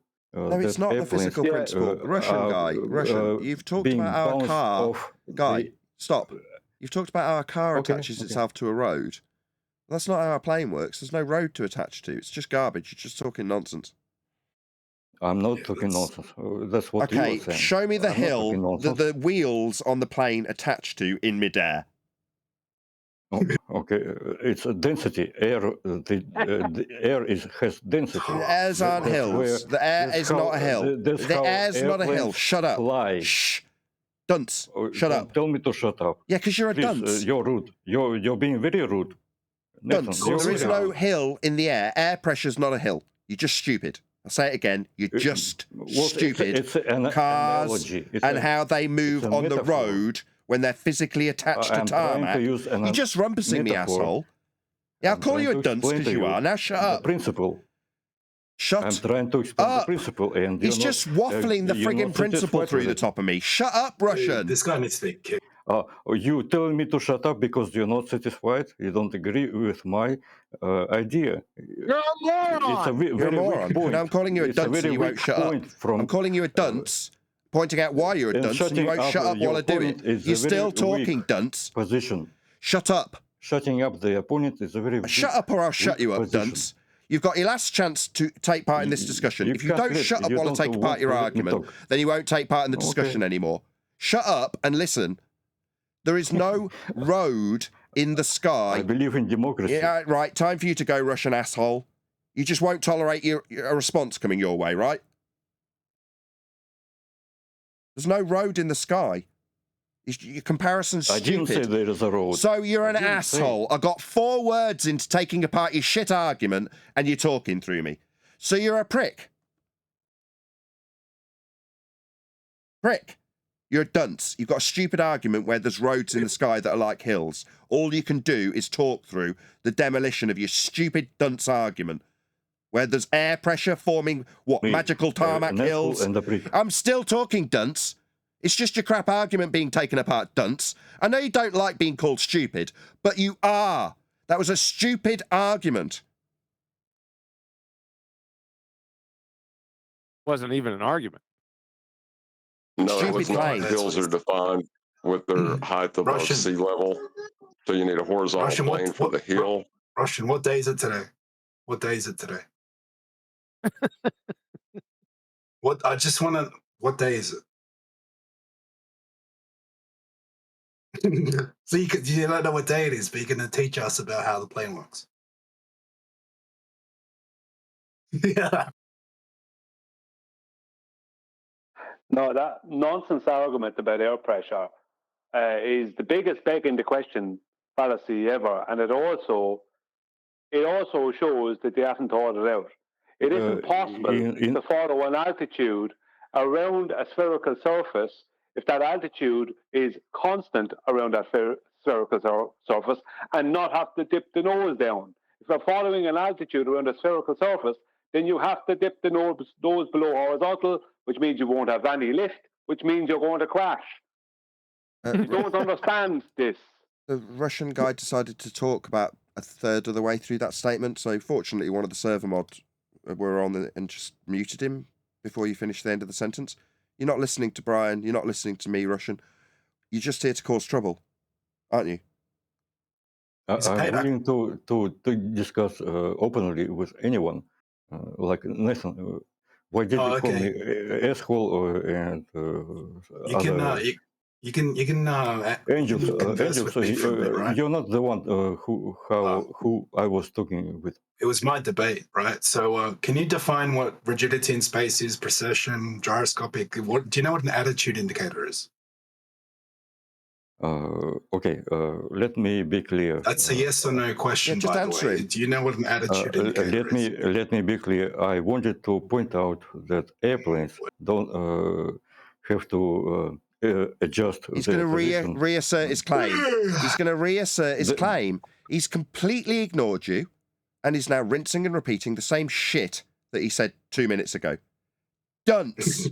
We heard you 2 minutes ago, dunce. Now you're going to chant through me, stopping you doing it a second time. You've completely ignored him, and now you're chanting through me, aren't you, dunce? So you're just here to cause trouble, bit of audio chaos, and a rinse and repeat of the exact same garbage, with you chanting through me and causing audio chaos for a second time. He's asked you twice the same question. You've completely ignored him and reasserted what I took a giant steaming dump on not 2 minutes ago. You've completely ignored Brian. Completely and utterly ignored Brian. You're still talking through me. I haven't finished my statement yet. You ignored Brian entirely as well and attempted to obfuscate his point that he made. You started talking in the middle of it, and one of the server moderators, you're still talking through me. I haven't taken breath yet. You're just thick. You represent your typical shit for brains globehead. That's what you are, Russian man. Just a dunce. Convince me I'm wrong. For brains, globehead. You can't convince me because you call me. I don't care. Nobody's trying to. Asshole, and what I say you call shit. Yeah, real quick, I'll convince you you're wrong. I'll convince you you're wrong. You can't convince me because all you have is. Yeah. Who's better than you, huh? Okay, I won't insult you. Ready? Ready? I'll disprove you. Planes fly like the Earth is flat and stationary. May I also use his evidence to prove how wrong he is by pointing out that the hill will be described with respect to a plane of reference that we call surface level, or what, you know. So, like, I don't know why he's using a hill to talk about this. He's just trying to say, like, the Earth, it's really big, therefore. That's why you can't disprove me. Okay. If you don't understand, says the guy who doesn't know what an attitude to disprove. You don't know what you're talking about. That's the problem. You're saying you can't convince me, you can't disprove me. You don't know what you're talking about. You don't realize that what you're claiming is also a circle. It's also a circle. You're also claiming a circle. How can a plane fly horizontally and fly around a circle? It can't. It can't do it anyway because it will lose lift. So it will fall out of the sky. It's impossible for a plane to fly around the globe. If you let me talk without if you let me talk through the top of Brian's conclusion, if you let me talk through the top of what you're concluding with, I won't have to respond to it. If you let me, you're just an asshole. If I let you rumpus his point so you don't have to address him. No, you're just rumpusing him so you don't have to address anything he's just said.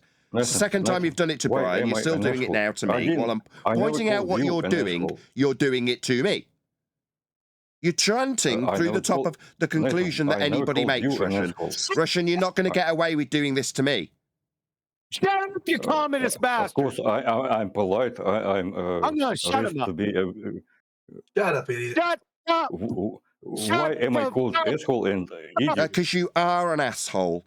What you're doing, I've just summarised, and as I've summarised what you are doing, you've done it to me while I'm summarising it. Brian made a point to you.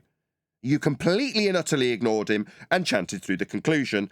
And then as I pointed out what you are doing tactically, but you're doing it so calmly chanting through the top of Brian, like your politeness excuses the fact you're an asshole, a complete asshole, who isn't listening to anything anybody says, and then says things like, prove me wrong, prove me wrong, prove me through the top of the conclusion that's proving you wrong, making you nothing more than an asshole. So do you understand? You're still talking through the top of me, asshole, as my question about whether or not you understand what an asshole you are comes. You started talking. Do you understand why you're an asshole? Asshole. First of all, I'm not an asshole. It's very rude of you to. He's a Russian asshole. You are. You're an asshole. What did Brian just say to you? If you cannot repeat what Brian just said, can you shut up? Can you repeat what Brian just put to you?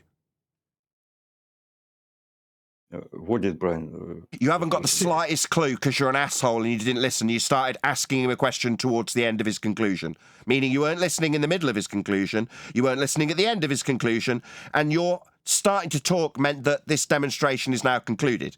You're an asshole. You didn't listen to a single word Brian said. That's why you're now saying, what did Brian say? He was talking to you.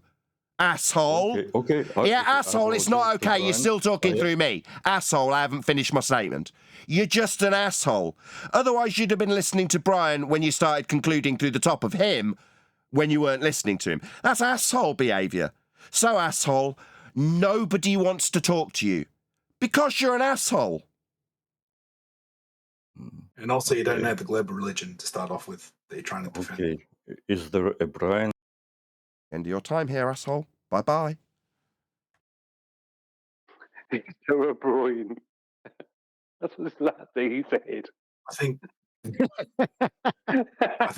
think you should learn your globe model first, right? Like maybe how fast it spins first, maybe what the curvature rate is, how big it is. Look, I've removed him. He's only here to piss us off, to wind us up. It's his only objective. Piss them off, ignore everything they say, throw in some spurious shit that you repeat 15 times, much to their annoyance. And when you don't respond or react to a single word they say, make sure that you justify because you've talked through the end of it so nobody's heard the conclusion and realised there's a question at the end of it. Because you just start talking. Just keep doing it until they're really annoyed with you. But so long as you keep calm, you can appeal to how calmly you're irritating the hell out of absolutely everybody with your rinse and repeat garbage claim that's been taken apart, with you chanting through the demolition of it 15 times. No, this is their only tactic. Let's just annoy them. He's a payback dog, You're pretty sure. You're discounting his mind-piercing argument of riding around a mountain in a car. Indeed. With that, I'm going to say another huge, massive, enormous thank you to both Discord and G+ Panels for making today's after show possible. And of course, a massive thank you to all of you for liking, commenting, sharing, subscribing, joining as a Nathan Oakley 1980 channel member, hitting me up on Coffee and PayPal and all that good stuff. Another shout out to somebody who actually gave me a substantial donation on PayPal over the weekend, so thank you very much. You know who you are. I'm not sure whether or not you would like your name mentioning, so I won't. But yeah, with that, another massive thank you to today's Discord and G+ Panels. I've been Nathan Oakley, and I will see you all in the next video.